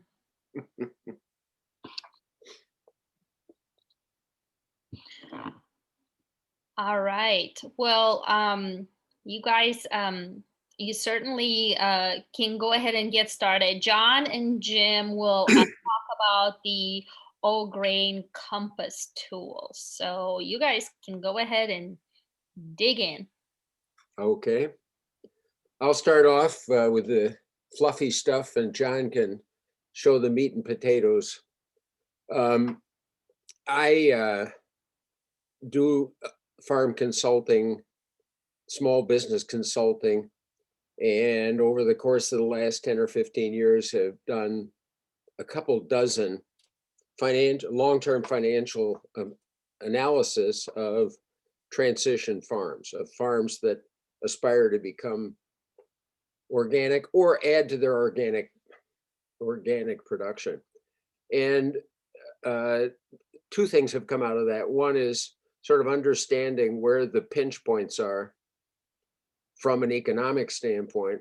And number two, after going through numerous spreadsheets to come up with these financial results and figure an internal rate of return, depending on who the client was and their level of sophistication. We just, along with Compeer, University of Wisconsin, we decided to codify those spreadsheets into a better, easier to use spreadsheet. So this very specifically looks at the transition to organic grain production from a financial standpoint, not a production standpoint. That there's plenty of speed bumps on the physical side of this that are not treated in any way by this tool. This tool is simply a way to measure the economic impact of the decisions you think you're going to make, and maybe even try a few what ifs along the way. So experience says that there's a number of financial speed bumps. One is, we all know this, the financial drag of the transition years where you're having organic inputs and receiving conventional pricing. The second speed bump is sometimes overlooked, and that is the upfront cost of increasing soil health and productivity. You're taking land either out of CRP or out of a conventional cropping system, and depending on how hard it's been whipped, there may be a considerable and even a desire to put a lot of cost up front to get the soil healthy and productive. And a note here that there's a lot of folks selling a lot of stuff that they would convince you on the technical side that it's absolutely necessary to use that stuff, and that's fine, but just understand the economic impact of that. And this tool will allow you to calculate that. And then the third speed bump is if you're going from a corn beans rotation, you're not going to do that in an organic rotation and pass muster with the rules on soil health, depending on your certifier. And I do consulting for a certifier over here, and they're pretty sticky on that. So you have to look at a whole rotation. Everybody always defaults to looking at corn, and it looks great, but corn isn't the whole end all and be all in organic production. You've got to have other crops to build soil health, to protect the soil. And some of those crops are not big money makers. So this tool allows you to look at all of the impact of introducing those. The fourth speed bump is capital. I have a friend here in Vernon County, Wisconsin, who is a full-time FedEx driver who farms 1,200 acres of corn and beans. He has no equipment. He has contract people come in and plant, spray, and harvest. If you're going to be in the organic grain business, you're going to have equipment, and you're probably going to have equipment that you're not used to using, therefore new equipment. And then finally, a speed bump that we run into here in Vernon County a lot. We have very small farms. We're primarily dairy. This is the headquarters of Organic Valley over here. Security of the land. If you rent land and transition it, you don't want it taken away from you after you've slogged through the first 3 years of transition. Okay, next slide, John. Thank you. So this is a tool that predicts 10-year profitability and cash flow based on your plan, the producer's plan, for crops, rotations, crop inputs, and equipment purchases. It looks at profitability, which is obviously income minus cost, income being revenue times price. Price times yield. And it looks at cash flow, which is a combination of the cash thrown off by the profitability and the purchase of assets that you have to make. And John, click once. So in this tool, we are asking the user of the tool, we're not going to do this for you. You got to predict price and yield. And we'll show you how we do that in the tool. John will show you. And you have to decide what inputs you're going to have to raise the crops that you've elected to raise in your rotation. And then you have to decide what assets you're going to have to purchase. Move along. So using this information, you can analyze the long-term financial impact of the management choice, the spectrum of management choices that you will make or plan to make, or it's been suggested by somebody else that you make. With the tool, you can easily do what if for alternative rotations and alternative management practices. And you can do a land and capital acquisition determination. What impact, how much cash you're going to have thrown off from this activity that will allow you to purchase the tools, toys that you need to think you need to use, and how much capital are you willing to put in up front. The tool then can be a communications device to lenders, and Compeer, the big ag lender here in the upper Midwest, was actually part of designing this tool.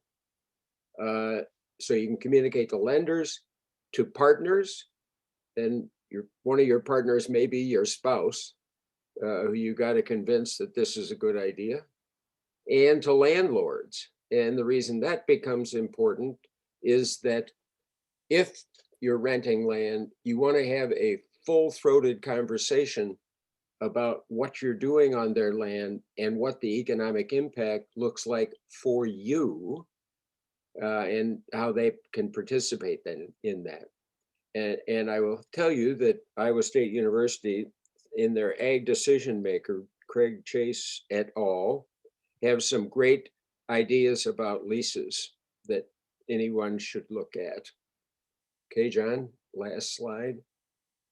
From our side, from the OGRAIN side, we, at the same time that we developed the spreadsheet tool, Paul Dittman, who is a senior lending officer for the Compeer Financial Group, put this book together called Turning Grain into Dough, which helps with data sources in these predictions that we ask you to make. And also a narrative based on his experience over 15 years or so of holding the hand of producers from a financial standpoint as they rotated to organic grain. One last click, John. In addition, I encourage you to go to this website that the university has and get on. There's a listserv which is sparkling with ideas. And controversy, and if you want to buy a cultivator, et cetera, but it's a good source of information. And the website itself is a good source of information. So with that, I'm going to turn over the driving wheel here to John, and he can take you through the tool. And you guys, actually, there are a couple questions that have come in. Okay, let's just take a look at them. Yes, so the first and the second one is from Jeff. Jeff, thank you for the questions. Yep. He said, so are these spreadsheets based on real data on how many farms make up this data? There's no real data. There's no input information here. Unlike crop budgets that you might see at the ag decision maker, they'll have one page with pro forma data and then a blank page for you to work on. We have no pro forma data. This is just a work space for you to put your data in, but we'll show you, we track you through that data. As a matter of fact, on the use of machinery, which is always a stumbling block, we refer people to the machinery cost spreadsheet set that is developed by the ag decision maker of Iowa State University. And then the second question, just how much of a financial speed bump is it? It depends on where you are and what you can sell during transition. Here in Western Wisconsin, with a healthy dairy industry, a lot of our transition is not too expensive, not too tough, because we can sell hay to conventional dairies. And so if you don't have that, that's a challenge. And I could go on and on about various scenarios, but we got to look at the tool.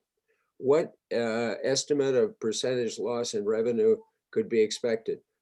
I've run some that in areas where you don't have those kind of escape hatches, that you're looking at 3 years of negative cash flow, even before you buy equipment. But it doesn't really have to be that way. And this tool can hold your hand, can help you understand, if I make different decisions, can I make the thing work or not? Could skill and experience of the farmer make a difference? Absolutely. If we're looking at a farmer who has already gone through the torture of transition on a small piece of land, now he wants to convert more. This is a good tool for him to decide whether it's a good thing for him or not. But he is on a learning curve that is much quicker. And the other thing we've found throughout the upper Midwest is if you make one of these transitions and you have 4 or 5 neighbors by people within 10 or 15 miles of you and who you socialize with who have made this, they're going to make it a lot easier for you. They're going to say, hey, Bobby boy, don't go there. That's not a good thing to do. Or this is a great idea. Okay. Thanks, Jim. So this is the other half of the Compass team. I'm Don Hendrickson. I work at the University of Wisconsin. I work very closely with Jim, who is a grass-fed beef producer, but is engaged with lots of projects at the university because of his knowledge and expertise and energy. Quite frankly, Jim has got a lot of energy and really wants to help farmers succeed. So he's great to work with. I just wanted to mention 2 things. One is the acronym behind the name of our tool, OGRAIN. OGRAIN is the brainchild of our colleague, Aaron Silva. Aaron Silva is an organic production specialist housed in the Department of Plant Pathology at the University of Wisconsin. And OGRAIN stands for Organic Grain Research and Information Network. And as Jim mentioned, there's a really vibrant listserv that you can join. They do an annual conference where they bring people together to learn about organic grain production. They're engaged in research and basically spreading around information to help you as a producer. So I highly encourage you to visit that website and see what resources are available to you through that. So they reached out to Jim and I to build this Compass tool because Jim and I had already built a couple of these tools that we call Compass tools. The first one we made was for vegetable growers, and then we produced one for livestock producers. And they are, as Jim described, is that they are blank worksheets. These are not the typical university crop budgets where there's a whole bunch of data collected from who knows where, or and we're telling you what's going to happen. This is based on your information, your experience with data that you put in to the spreadsheet. And we call them Compass tools because we're trying to point you to profitability. And I am going to exit out of this PowerPoint and switch over to Excel.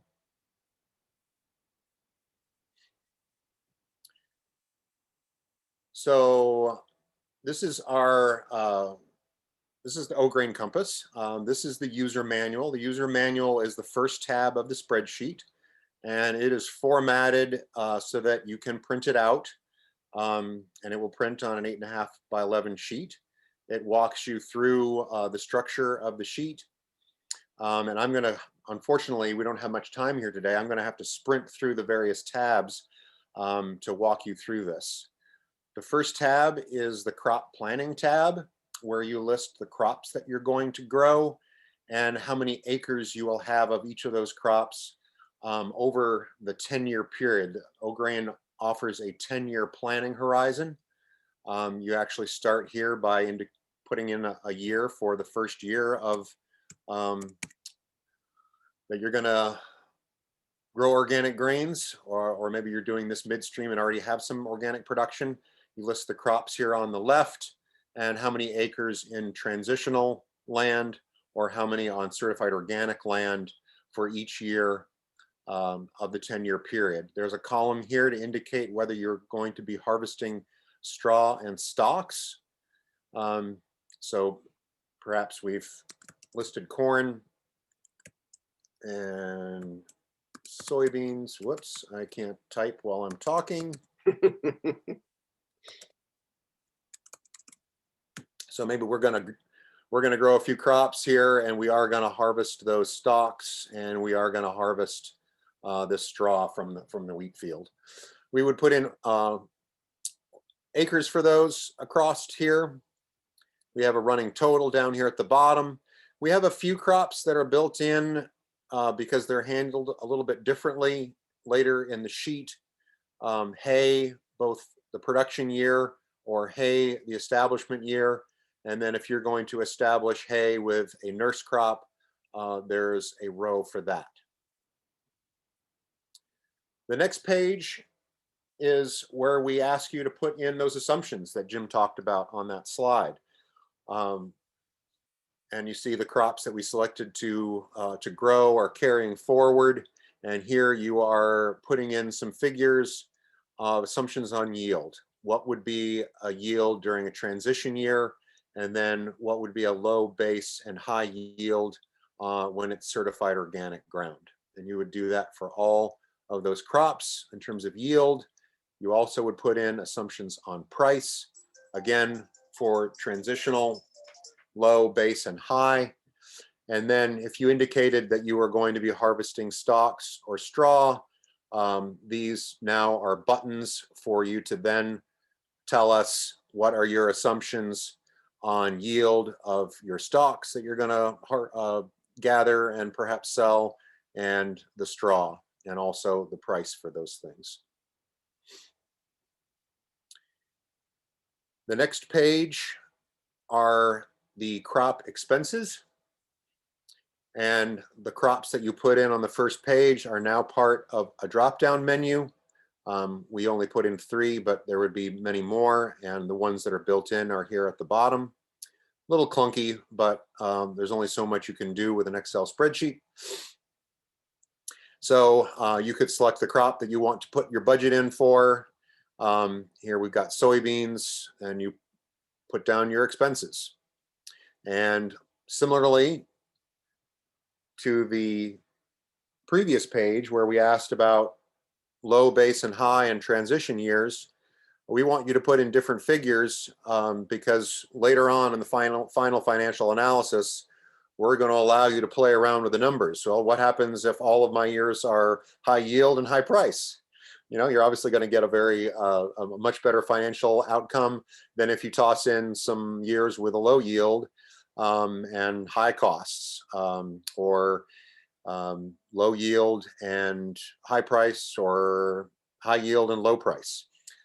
That comes later on in the sheet. There is a place here to take notes as you're filling this out. Some of these costs are trickier for growers to know and understand. Specifically, what Jim mentioned is the cost of using equipment. And we do point people to the Iowa State machinery cost calculator that you can use to get some, kind of baseline numbers on, I've got a 100 horsepower tractor. What's a reasonable cost on a per hour basis based on data that they've gathered at Iowa State University. The next page is a crop gross profit page, which is basically a summary of the information that you've put in so far. We haven't put any data in here, so there's just zeros here. But this would display the revenues per acre on these different crops and these different categories, the expenses, and then a simple gross profit per acre. Revenues divided by expenses, or revenues expenses subtracted from revenues. The next page is where you list the equipment that you have on your farm. List all of your equipment, the current market value. If you're thinking that over the 10-year period of this planning tool that you're going to sell those things, you could indicate the year that you're might sell it and estimated selling price. And this is all intended to come up with some figures for the cost of that equipment over the 10-year period that we're looking at. Down here, if you're going to be purchasing some equipment, perhaps you're going to be buying some new fancy cultivators so that you can try to keep your organic crops weed-free. You would list those here, the planned year of purchase, the expected price, and then the spreadsheet plugs that into the year out here. And then one of the major contributions of our friend Paul Dittman at Compeer Financial was on these pages dealing with capital assets in terms of how a banker would like these handled. And what they like to use is a capital asset recovery, or CAR rate. The CAR rate for equipment is generally 12%. This is editable, so you could change this, but 12 is a figure that's commonly used by folks like Paul, who are looking at operations and considering whether to grant a loan. And so the spreadsheet calculates the total investment at market or purchase price here in this column, and then calculates this capital asset recovery amount charged on an annual basis. The buildings and infrastructure page is essentially identical to that equipment page in terms of listing things and how long you're going to be utilizing them. The CAR rate is different for buildings and infrastructure compared to equipment. And so that rate is 5% on this page. This then all gets wrapped up on a final farm financials page. We have some things that are hidden here because the page gets really big, but you can look at that crop revenue detail on an annual basis. You can look at the expense detail by clicking on these buttons. And then the exercise here is to, well, there's two things going on. Well, actually multiple things going on this page. This is where we ask you to put in some of your overhead expenses, or all of your overhead expenses, insurance, utilities, organic certification, those types of costs. So that can be built into the financial analysis. And then here is where you can play with, what happens if I have a low yield, but a high price in this year. And then maybe in this year I have a high yield, but it's a low price. And that will change. It'll be drawing numbers based on the numbers that you put in on those previous pages. The last input cells on this final page are has to do with the cash flow. So perhaps you have some loans initiated, or you're paying principal on those loans, or you have cash from other sources, or perhaps you're withdrawing cash from your operation. And this is a place to note that. So we have both a financial analysis in terms of net return, as well as a cash flow analysis in terms of dollars that you have on hand. That is the OGRAIN Compass. That is version 2.0. Jim and I are hard at work on version 3.0. Just to let you know that these tools are dynamic. We change them based on information that we look at it and continually try to figure out ways to improve them.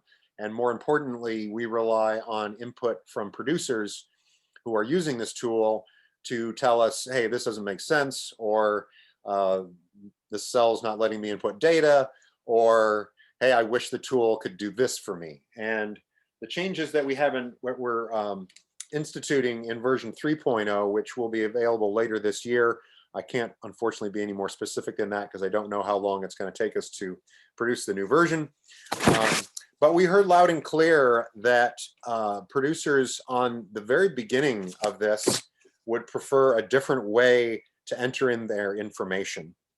And they want to enter information in based on fields, and the fields that they have on their farm, and how those are going to be utilized over time in terms of rotation, rather than simply listing crops and the acreage in those crops. And so our new version is going to allow producers to list the fields that they have. Maybe they're numbered, maybe they're named.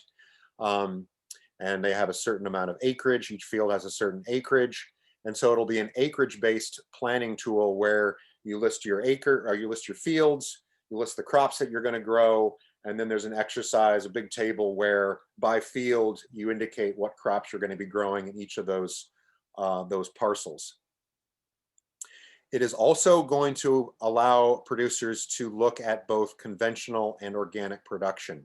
This current tool is really focused on the organic side, and we're only looking at crops that are in transition or are on certified organic ground. Many farm operations have both certified ground and ground that's organic or is in transition to that. And so our new tool will allow you to look at both conventional and organic production.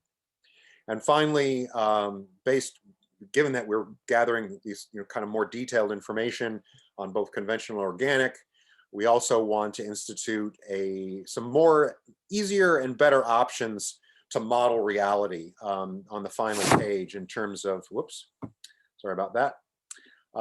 Right now it's kind of clunky in terms of going through and using these drop-down menus to select different scenarios. And we're going to try to institute a system where you can play around more easily with different scenarios.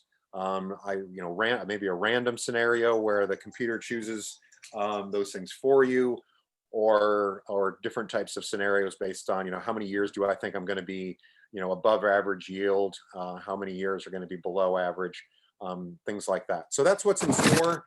So if you do download the tool, it's a free tool to download from. You start at that OGRAIN website, Organic Grain Research and Information Network website. You will fill out a short survey that basically asks whether you're a farmer or a service provider or just a curious bystander. And it will also ask for your email address. It's not required to download the tool, but if you do provide your email address, you will get notified when we do update the tool and have a new version. That was a really fast run through. Jim, I don't know if you want to correct or modify or add to anything that I said, and then we can entertain questions.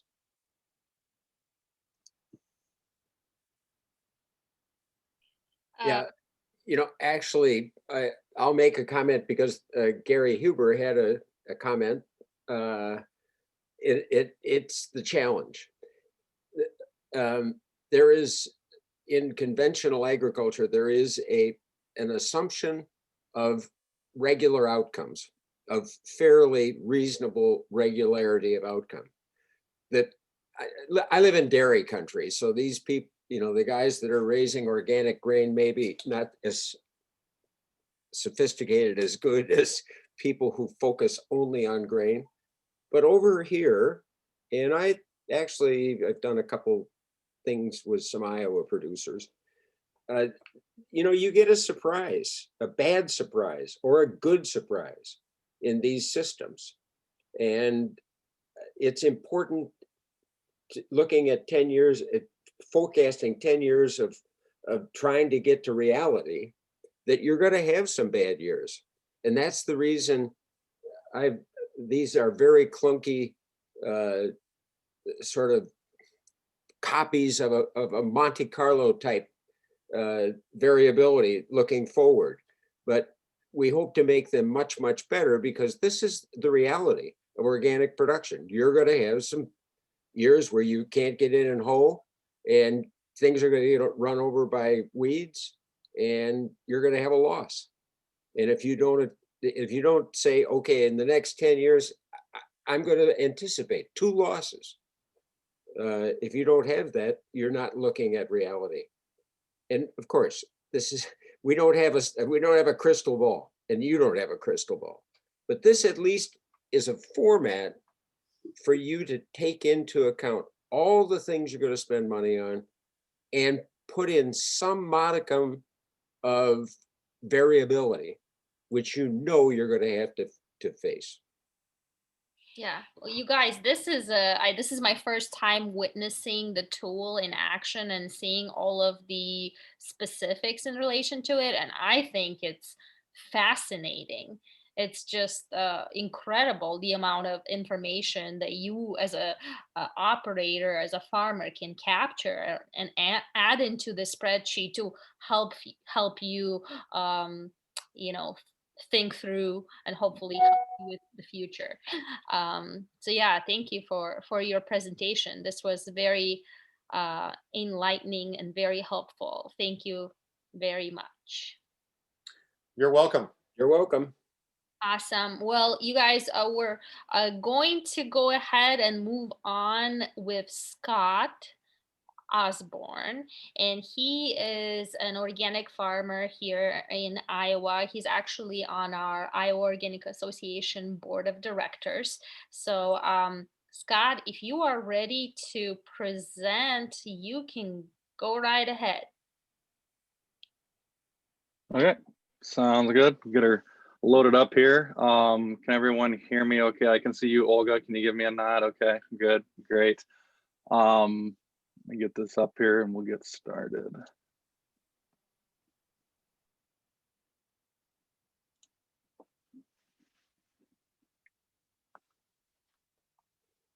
Okay, so again, to get started, my name is Scott Osborne. I am a board member here for Iowa Organic Association, and been on the board maybe 4 or 5 years now, I guess. But I got into organics through a retail company called Blue River, based in Ames, Iowa, right out of college. So I've been next to the field, but not really in the field for many years. But this kind of cover page here is my kids and my dad. Me and my dad farm together organically and conventionally. And I just realized going through pictures this year with the year of COVID, we didn't have any family pictures of all 4 family members together because one of them had to be behind the camera. So I found that really unique. I guess it'll be something to look back on in years and kind of think about, but I digress. So I'm just going to go into this. The first couple 3 slides here are the important ones that I really wanted to hit on hard. You know, after that, it's talking about operations and that, which isn't as important, I don't think, at least for this group, but I'm happy to take some questions on it or even field in the chat afterwards as Paul's going too, just to keep the time rolling. But I will keep it pretty tight on time, 15 minutes, and I'm going to get wrapped up and let Paul go. So we got time at the end for questions. But with that, I'll jump right in. So again, here's where I am, Ida Grove, Iowa. So we are about an hour east of Sioux City, just south of Highway 20 or south of Holstein. So that's where the family farm is that I'll be talking about. So farm overview, again, I farm with my dad, Jack. The total farm encompasses 600 acres. And we started transition in 16.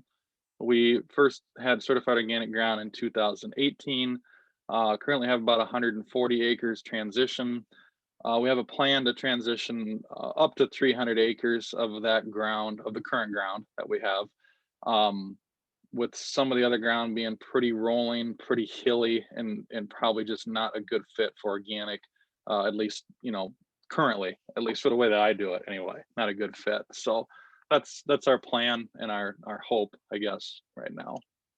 But this slide right here, I guess, is the one that is probably the most important. With Blue River, I've traveled, pretty much across the entire nation talking to organic farmers, and the answers to these questions are always different for organic farmers, but they're always very important. You get a good feel for, why somebody is doing what they're doing and just, kind of lays it out. So these are my answers to why organic. And again, everyone is going to be different on this, but, I have a general concern with chemicals and pesticides, always have. So that was just a personal reason for me. But, the fact that I've been in the organic world for 12 years with the retail seed company, again, has put me on a lot of organic farms. So it's given me a good chance to learn from a lot of organic farmers. So that jump to organic farming for me wasn't as scary, maybe, as it is for some people. Another reason is obviously limited access to land. There's not a lot of land around here to rent or to buy even sometimes. But So, you know, we got to be profitable. We got to do what we can with the ground that we have. Willingness of the family farm. I've been on a lot of farms, and that's a big challenge to convince the generation in front of you that, you know, organic farming is something that you want to try.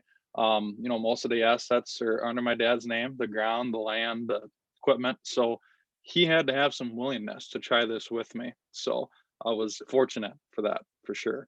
You know, the unique challenges with it. It's kind of fun, you know, looking at different markets, just different things you can do with organic farming that you probably can't do with the conventional farming. It just, I don't know, it's a little different to me. It's a little outside the box, and I really enjoy that. The organic community, which we're learning about today, and we're always learning about. And I see I spelled community wrong, so I added that one quick, so sorry. But it's a neat community. I like the farming community in general, but then when you dive into the organic farming community, it's just, it's different, it's unique, and I really enjoyed it. And again, if profitability isn't on your why organic, then, you know, you're probably going to have some issues. So you do need to be profitable if you want to farm organically. It needs to be on the list, but you know, the problem is maybe having it too high or looking at only that bullet point can sometimes lead people astray with it. So with that, I'm just going to talk again a little bit about what we do, what has worked, what I've seen work. So I'm trying to mimic it on our own farm. But our typical, we have 2 rotations going on right now. The capital T behind like the oats, alfalfa, and alfalfa, it was the transitional years on that. So the easiest way to come into organics typically is with an alfalfa crop or a solid seeded crop. But sometimes that can be the toughest as far as cash flow too, unless you have a good alfalfa market. But that's what we did on some ground is we did alfalfa for those, well, technically 2 growing seasons. Yes, it's 36 months, but your clock starts at your last applied prohibited substance, which for most farmers, you know, is probably a fungicide treatment, maybe in the end of July, early August, something like that. So that's when your clock starts. So as long as you don't harvest before that time, then you can consider that crop organic in 36 months. So we do a corn, soybeans, corn, and then an oats, red clover. So a 4-year rotation right now, just getting into that 4th year of it this year. It's a little long, it's a little row crop heavy, it's a little input heavy. So I'm not sure how long we'll continue with that, but we're going to try it at least for this time. But then a more standard rotation, I guess, that I've seen is kind of a corn, soybean, small grain rotation. So a 3-year rotation, and maybe even a 4-year where you put alfalfa down and do a 4th year of alfalfa. So that's what we're trying right now to see if it works. And I have seen many organic farmers where that rotation will change multiple times. So stay tuned, I guess. So for small, I just base this on the 3 crops that I farm organically. This is different for everyone, but most organic farmers have a small grain option or a soil builder crop in there. Now there's different techniques, I guess, in different ways that people do this, but for me, this is what worked. Oats, you know, had a decent market for grain and straw. I threw the price in there. It's a big difference if you can make food grade oats and sell them for milling quality versus just a standard feed oat. It's kind of a make and break profitability year a lot of times on your O year organically. And then again, it fits that soil builder part of the rotation. So that's kind of the good part of oats. You know, the challenges, that limited market, getting that early planting window to make the weights and that you needed for the end user. You know, things have to line up right. We don't have a swather or a pickup head necessarily, so we got a direct cut. So things need to work out right too, and we can't have lodging and issues like that, or we're going to have to scramble. And then just a long way to truck it on that too. So so for us, our target planting date is you know, somewhere in that mid to late March. 2 to 3 bushel an acre oats, underseed with some red clover. So the hope is, you know, that we have 100 bushel oats, we harvest that, and then there's some red clover left. There wasn't any red clover this year with the drought, unfortunately. So I'll buzz through these really fast. I'm not going to talk about them a lot, but There are oats underneath there. This year with the drought, the oats didn't get very tall, so we had issues with grass coming up to the oat stand, as you can see in this picture. It slugged the combine pretty good, but took a couple years off its life, I'm sure. But we'll hopefully get by with that. Worked out okay. The green that you see there is not red clover at all. It's just grass. So we didn't get any red clover to come through with the drought. So we had to come in and batwing mow it just to knock the weeds down in that kind of Labor Day-ish, which typically we'd like to take a cutting or at least just clip the red clover and leave it there, but we couldn't do that. So in my last here, about 5 minutes, organic corn. Again, organic corn is in everyone, any farmer that is in organics, at least here in the Midwest, corn's typically the most profitable organic crop. Current price, again, Raz touched on this, $6 to $7.50. Typically we like to see a price that's double what the conventional price is. That's not the case right now, but the price is trickling up there. And obviously with corn, weed control is a little easier just for the fact that it gets tall. So at least it's going to crowd out some of those issues. But again, the challenge with the corn is a lot of input costs. When you look at fertility, look at seed, all that stuff.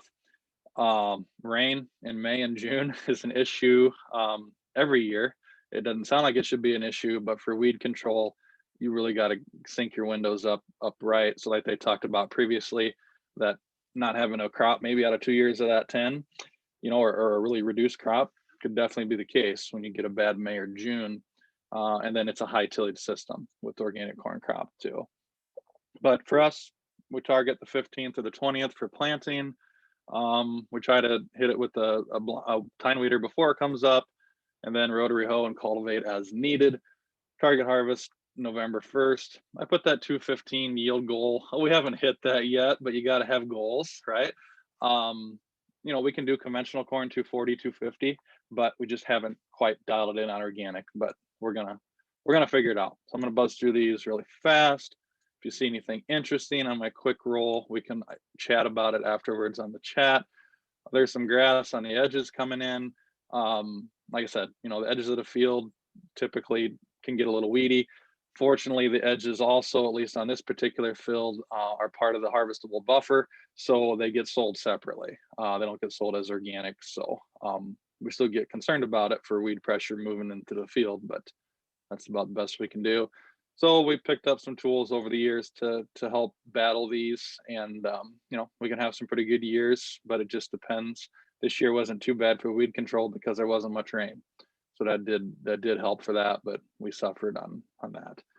And then last but not least, soybeans. Soybeans is unique. More and more organic farmers are taking soybeans out of the rotation just because of issues with weed control and things like that. But in general, it's still a high profit crop. There's some food and feed grade markets. So that's why you see the big price difference. Again, probably not where it needs to be compared to $13 conventional beans, but a really low input cost.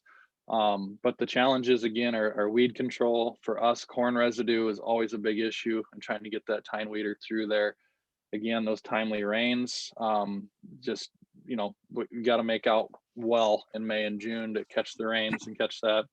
It's another high tillage system, and like I said, it's a low input cost unless you have to hire migrant workers to help walk it, or hire now there's weed zappers and everything else to go through your beans, and take care of some of those broadleafs that can bite into your opportunity for profit margin pretty quickly.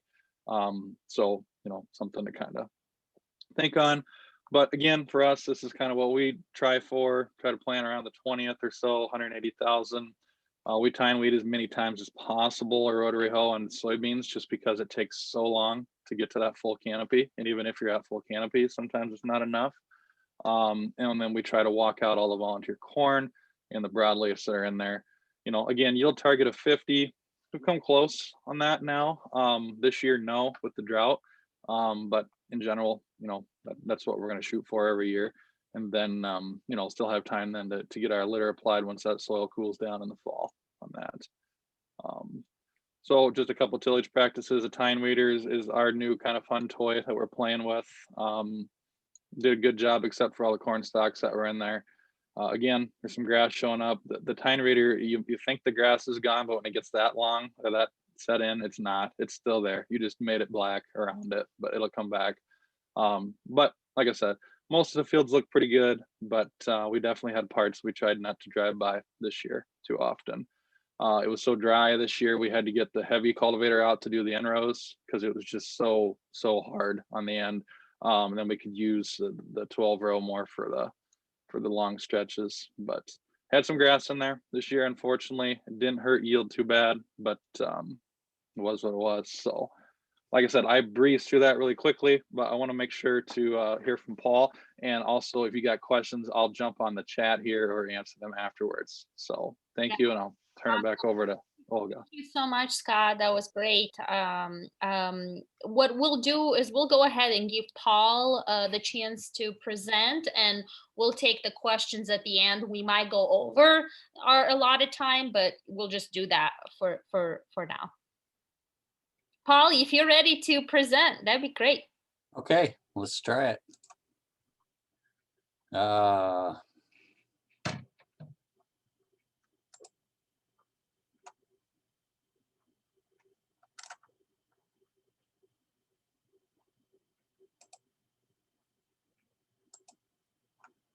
Share. This is not.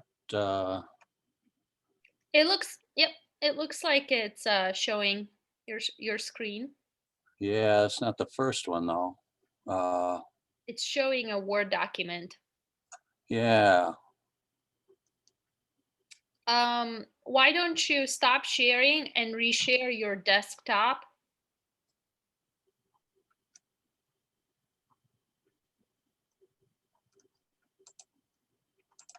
Yeah, this was all set up earlier. I got a little bar on the top here where I can't get at the.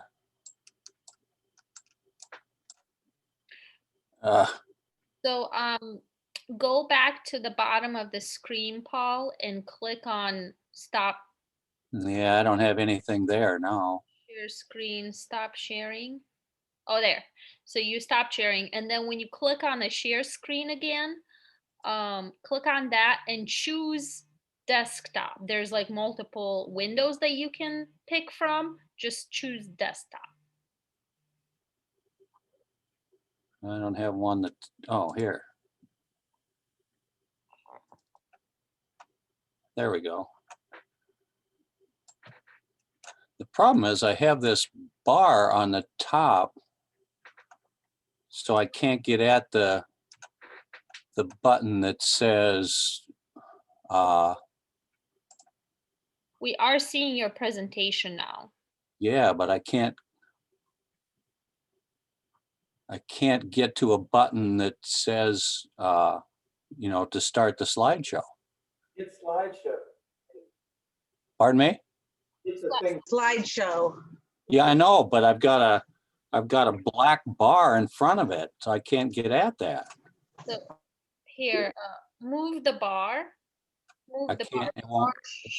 You should be able to move the bar. Yeah, it doesn't. Okay. Try, oh, there we go. Yep. Yep. But now I've got. Oh, gee, this is terrible. Okay. We'll figure it out. Not to worry. And also, yeah, are you able to click on slideshow on your PowerPoint? Right there at the top? Maybe. Yeah. Now I can. Click on that. Yep. All right. Now. All right. We good to go now? Yes. We're seeing your first slide. Yep. Okay. All right. Sorry about that. No worries. Okay. Again, I'm Paul Muggy from Sutherland, Iowa, O'Brien County. And I want to say up front that I don't have all the answers. And we're going to go through this really quickly. So if anybody has questions or would like to visit later, you can contact me by any of those methods. I've been farming since 1976, organic since about 2000, and I have 300 acres of row crops. I have a wife and 3 kids and 7 adorable grandchildren. You can ask about them too. Can you see all of this, or do you have that black bar on the top? I think the black bar is showing on your end because you're sharing your screen. Yeah, I've never had that before. Yeah, we're not seeing the black bar. We're all good to go. We're only Okay. seeing your presentation. Yep. Okay, this is the Food and Agriculture Organization of the UN. Recently said we have about 60 years of harvest left, and then what? And some of you may recognize this lady. This is Rachel Carson. She wrote a book called Silent Spring in 1962 that I read. She was kind of the founder of the organic movement. I was in college in 1970 when the first Earth Day was, and that sort of generated an interest in environmental issues, and I've been kind of an environmental activist ever since. But Dr. Carson in her book said this, we stand now where two roads diverge, but unlike the roads in Robert Frost's familiar poem, they are not equally fair. The road we have long been traveling is deceptively easy, a smooth superhighway on which we progress with great speed, but at its end lies disaster. The other fork of the road, the one less traveled by, offers our only chance to reach a destination that ensures the preservation of the earth. And she said that 60 years ago, and now we have 60 years left. And I think we're still at that crossroads. And Scott and I and a lot of other people are trying to find our way on that road less traveled by. And it was really the environmental and ecological issues that got me started into organic, a little bit of the economical issues as well. And of all of the environmental problems that we face, with the possible exception of radioactive waste, have a root in agriculture. But the good news is, I think, that organic agriculture can help mitigate and alleviate all of these if we do it right. So like Scott said, it all kind of starts with crop rotations. They are intended to disrupt pest life cycles. Particular crops select for particular weeds, summer annuals, winter annuals, and whatever your system is, there's going to be some weed or insect or whatever that's particularly adapted to that. So we need to try and disrupt those cycles. I try and rotate many things: row crops and solid seeded, grasses, legumes, fall seeded, spring seeded, rotate tillage systems, annual and perennial crops, cash crops and cover crops. But I think you need at least a 3-year rotation. It's tough to do with just corn and soybeans. So my current rotation: corn, soybeans, and a small grain, just like Scott. But everybody does it differently. You need to find your own system. I don't want anybody to go home and say you got to do what Muggy does, because that'd probably be wrong. So the small grain sort of depends on what the market demands. My first choice is fall triticale, as you see in the picture, because I have a good market for it, and it's really nice to have a fall seeded crop in the rotation to mess up the cycle of the summer annual weeds. I employ some cultural methods. I plant a high plant population. I plant a little bit later than most people, especially for corn, for a number of reasons. Narrow rows are kind of a mixed bag. Narrower rows give you a quicker canopy closure, but then you're cultivating a smaller percentage of the area. So I'm 30-inch rows. Cultivar selection is important.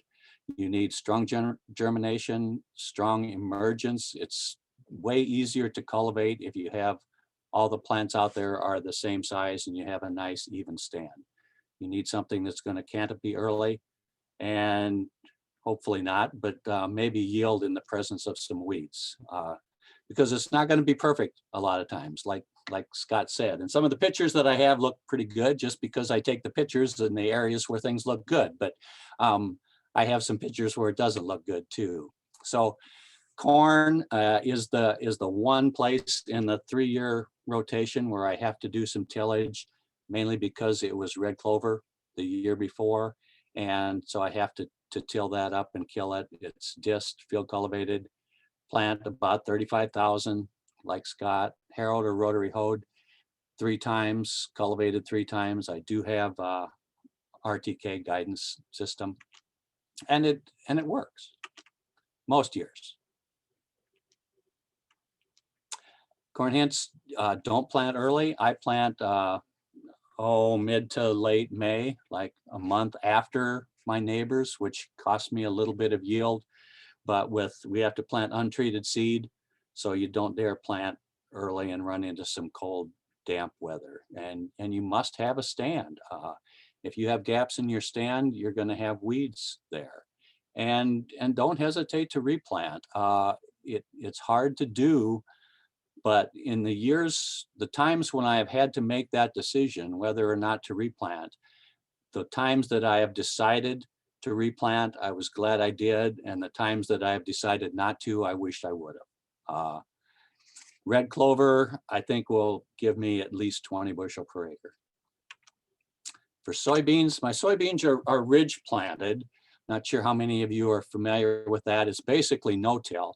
The planter is the first trip through the field. There's no pre-plant tillage. And it's a specialized planter. I just scrape the top of that ridge off and plant the row of soybeans right into the row of corn as the first operation. This is what it looks like after planting. And all of that crop residue is still there. And it's down a little lower, so hopefully it will keep water from running off and carrying soil with it. And then on the bottom is a little bit later in the season. Try and hoe 3 times. I can't use my tine weeder for this because I just have too much residue out there.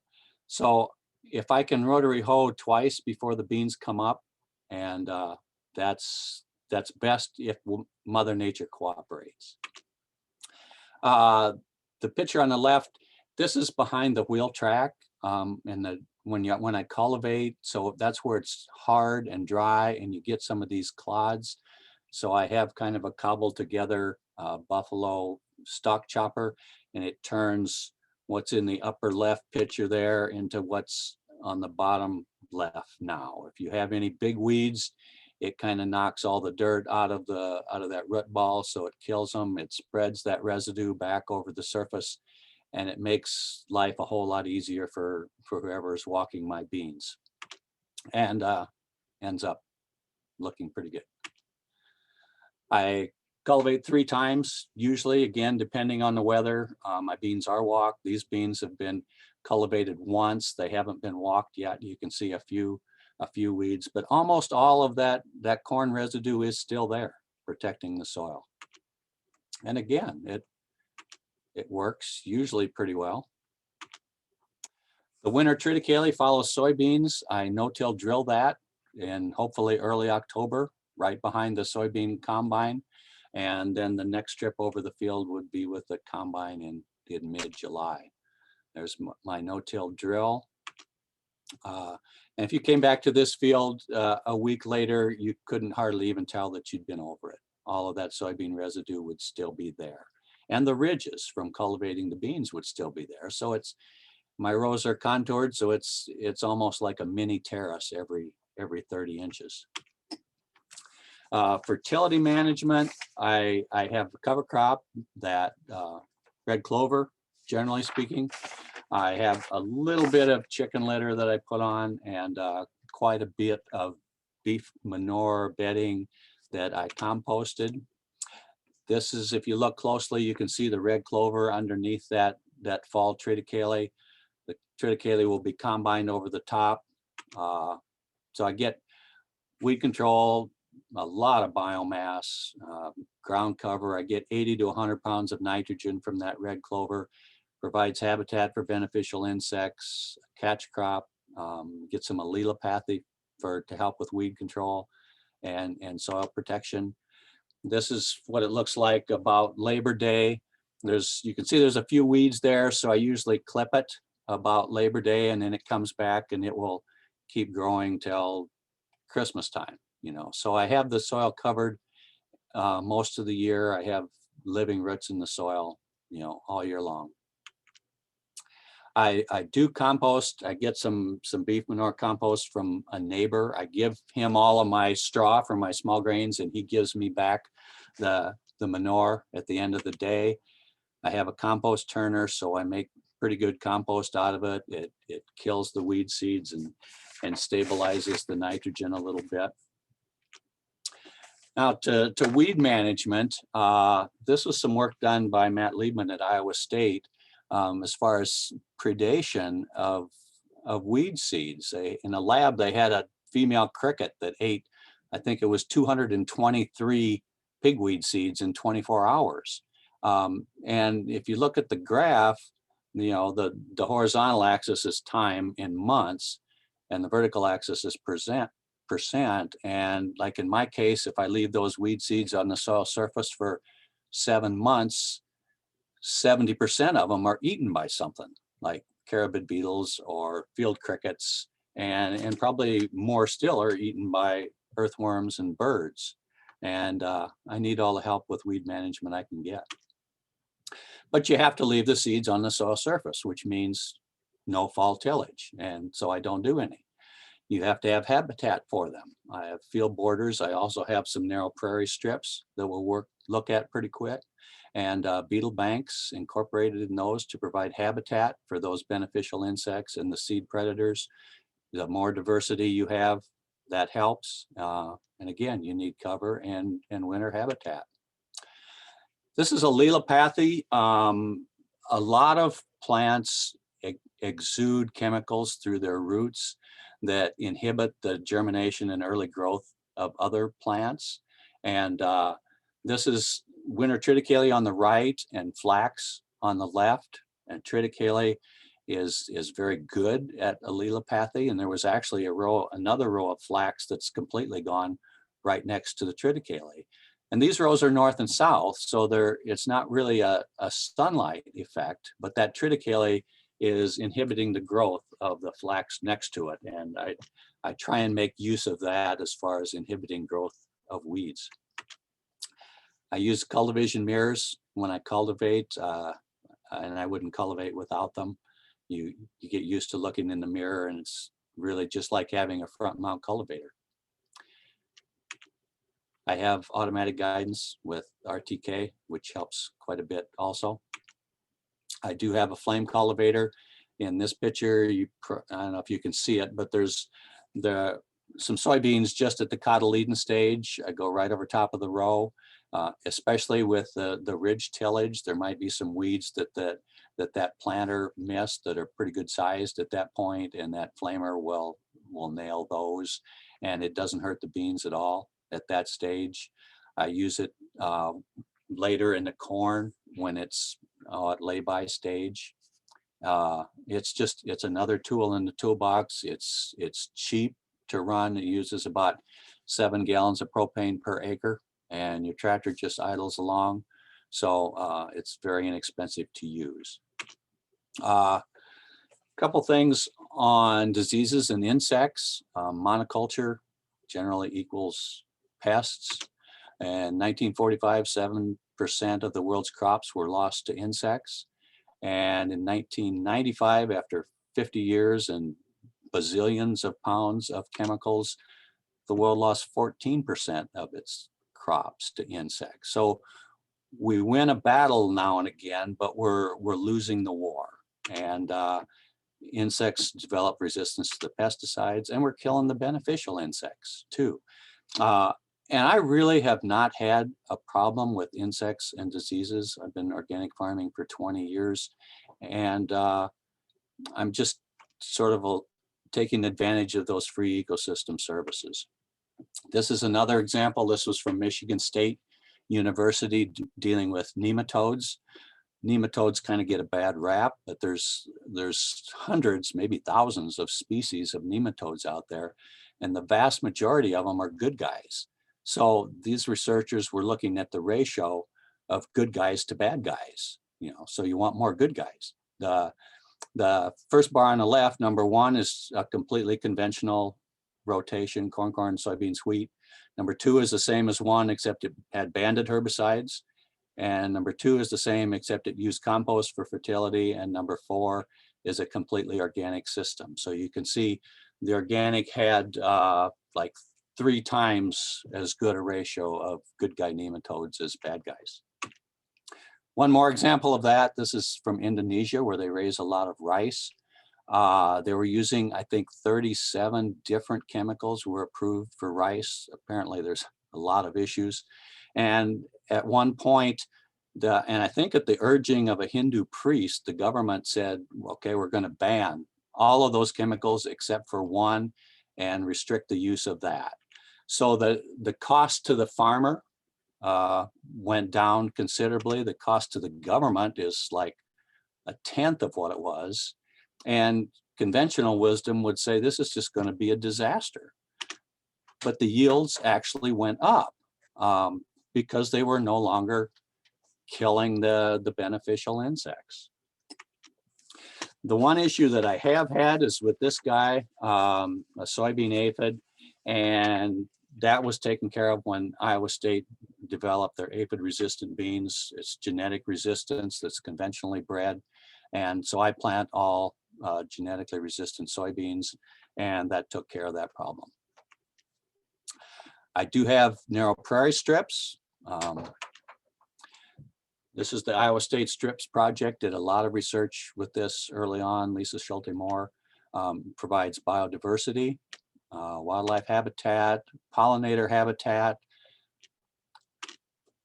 and you get a lot of benefits. If you just have solid crop, 100% of the crop field, they had 13 plant species, 1 bird species, 2 birds per field, you can see there. And if you incorporate prairie strips into 10% of that field, you get a 4-fold increase in plants. You get twice the bird species, reduce runoff by 32%, 95% less soil export, 82% less nitrogen export, and 89% less phosphorus export. So they're as good as terraces, but you get a lot of other benefits along with it. You get erosion control, reduce nutrient losses, soil stability, water infiltration, water quality, pest control, and seed predation. Like I said, I have a beetle bank alongside of each one of my strips to provide habitat for those seed predator insects.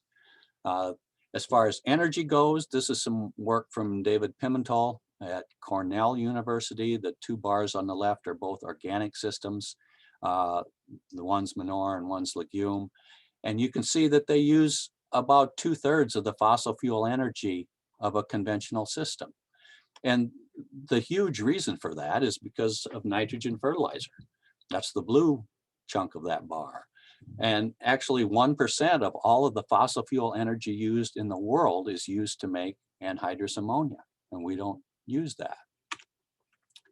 And pesticides are also energy intensive. You guys probably weren't expecting to see a jug of Roundup on my slides, but if you cultivate twice and rotary hoe twice, you use, in this research, 578 megajoules per hectare. One application of Roundup was 763. And this is from several years ago. People probably use 2 applications now and higher rates. And this doesn't even include the spraying of it. So that might be twice the fossil fuel energy used for weed control as an organic farmer. I also have an 18 kilowatt solar array, provides all the electricity for my farm and my household. We get a criticism leveled at us sometimes that organic can't feed the world. And I think that criticism assumes that the conventional yields will be steady in the face of changing climate and degrading soils. Dr. Dellett's work, the LTAR, and the Rodale Farming Systems trial have both showed that yields can be competitive with conventional if done right. And ecosystem services instead of synthetic inputs is the key to achieving food security. This was the info that I think Roz was talking about earlier. This is Rodale's farm systems trial. They have 30 years in now. Yields are about the same. Profit considerably better. Energy, 45% less energy, 30% less greenhouse gases, and more profitable. So I can't even read that. Just let me catch up with my notes here. Regenerative agriculture absolutely can feed the world, and it can do it while stabilizing the climate, regenerating ecosystems, restoring biodiversity, and enhancing rural communities. That's from the Regenerative Ag and Soil Carbon Solution, the new white paper from the Rodale Institute. So at the end of the day, this is Ratan Lal from Ohio State University said, when people are poverty stricken and starving, they pass on their suffering to the land. But I think if you turn this around and look at the land that's stricken with over tillage and overgrazed and eroded and salinated and drought stricken, that land passes on its suffering to the people who depend on it for their sustenance as well. And I think that's particularly poignant. And, you know, right now on any given day, there are 71 million displaced people in the world. And a lot of those are because of political and, you know, wars, but a lot of that is climate refugees as well. And that's just gonna increase in the face of climate change. And I think organic agriculture can help deal with that. So I'm back to where I started, my 7 grandkids. This is really what it's all about. We don't inherit the land from our fathers. We borrow it from our children, as an American Indian proverb says. And my goal is to leave my farm in a better place at the end of my tenure, hopefully without destroying the earth in the process. And that's all I have for the moment. I would love to entertain your questions. Wonderful. Thank you so much, Paul. This was amazing. Thank you so much. So there are some questions that have come through. Let me go ahead and find them.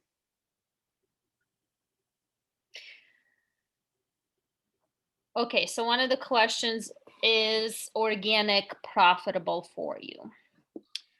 Yes, it is. In fact, I've been doing it for 20 years. It's considerably more profitable than conventional. Like Scott said, on average, organic prices are going to be about twice what conventional prices are. And I just have a small farm, 300 acres, and I can make a pretty good living off of that, And so that gives us a social benefit here too. What's better for our local schools and churches and communities if you have 10 guys like me making a living on 300 acres or one guy making a living on 3,000 acres and selling his crop to a terminal on a river somewhere, So yes. How hard to market? How hard to estimate prices? Marketing is something you have to get used to. You don't just take it to the elevator and dump it and have your paycheck the next day. You need to, there are a handful of buyers and brokers in the industry, and you develop a relationship with them. I talk to them, semi-regularly. You go to conventions and trade shows and shake their hand and touch base with them now and find out what the prices are doing. You can contract ahead if you like. It really hasn't been an issue, and prices fluctuate just like they do with conventional. So you pick a goal and shoot for it, or you take what the market offers. Do you use federal crop insurance? Has it been a challenge with organic crops? I do have crop insurance. I'm not sure how to look at that actually, because the value of my crop is twice what a conventional crop is. So you'd think, well, I need twice as much insurance. But on the other hand, my out-of-pocket costs are a small fraction of what the conventional guy has. So you could say, well, I don't need as much insurance. It takes so few bushels to cover my out-of-pocket costs. So I'm not sure how to look at that. I have catastrophic coverage, mainly for hail protection, but I don't know. Scott, what do you think? Yeah, I was just going to add, the biggest thing for me being new into organic is it takes so long to get your crop history on your federal crop for organic. You know, you need what, 3 years, I think, or at least of an organic crop, of the same crop, before you can use your own production history. So, you know, right now I have federal crop, but it's like 60% of what, you know, the yields were when we were conventional, because I don't have any crop history yet. So again, once that gets better, you know, I'm really going to like it, and I got to kind of just pay for it. I know I'm never going to get anything right now until I can get years down the road. You know, it might take 7 years to get 3 years of crop history on soybeans. So we'll keep working at it. Okay. Do you contract all your organic crops? When I first started this, I contracted pretty much everything because you know, that was 20 years ago. The markets were a little less mature and I didn't really know what I was getting into. So I did contract ahead of time. Now I don't do much. I might contract some corn midsummer after I know I have a good stand. Soybeans, I really don't because I sell some for seed, and so I don't really know how many I would have to sell. So I don't do as much as I used to. Okay. Pete had a comment. He said that he loves your shirt, Paul. Oh. Okay. Then I have more questions. Have either of you tried strip tillage? I have not. If I were still a conventional farmer, I think I would sure look at that. It looks like a great system for a conventional farmer. I'm not sure how well it would work for organic. I love ridge tillage, especially for soybeans. Soybeans really respond to that. They're up high on the ridge where it's warm and dry. I plant my beans the same time as my neighbors plant beans. I plant my beans before I plant my corn, so that the beans are up and get ahead of the tall water hemp and other weeds. Forgot what the original question was. Well, I guess say that same thing. You know, I drive through Wisconsin and I see the strip tillage there, and it's awesome. And then I think about it though, and I'm like, man, that seems like a lot of work. You know, it's nice to be able to pull into a field, get it planted, pull out, and so they're able to do it. They do a great job. I think it could work, but I don't know. I don't know why it's so regional, I guess, on that. Okay. Gary had a question for you, Scott. He says, any anecdotal info on drought resilience of organics from last year? Ross had a slide saying Rodale found 40% higher yield in drought years. And for you. So yeah, I'll take a stab at it first. On my own farm, it probably hasn't been organic long enough for me to draw many conclusions yet. I didn't see anything, but I have some neighbors who have been organic for quite a while, and it was night and day difference this year. You know, they had good green looking crops because of the water retention, and right across the road, you know, didn't. And so, you know, a drought year definitely makes organic look pretty good in general. It alleviates a lot of hurdles, and you have that water retention. But we can't have 2 drought years in a row around here anyway. Yeah, that would sure be what the Rodale farming systems trial would say. I'm not sure I've seen it so much here. I think the reason is because of the better soil organic matter. My soils are mostly over 5% organic matter now, so you have a lot better infiltration and a lot more water holding capacity, so that will carry you through a dry year. So I think it's real. Why don't more of your neighbors try organic? How accepted are you in your local community? Are you considered crazy for what you are trying to do? When I started 20 years ago, I was definitely considered crazy. I'm sure I got talked about a lot in the local coffee shop. I don't worry about that too much anymore. I did at the time, especially because I was farming with my dad, like Scott is, and You know, dad's kind of used to seeing picture perfect fields. So that was a problem early on. I don't worry about it anymore. What was the first part of that question? Why don't more of your neighbors try organic? Oh, they don't want to cultivate. I think it's too much work, and they don't want to have to look at a field that has a few weeds in it. But, you know, we get paid to look at a few weeds. Well, I just add to that too. I almost feel guilty as kind of a new generation organic farmer because, you know, I hear the stories like Paul says of just kind of being, you know, laughed at and made fun of the newcomers of it. And, you know, now I wouldn't say it's completely accepted yet everywhere, but there's a lot more of it.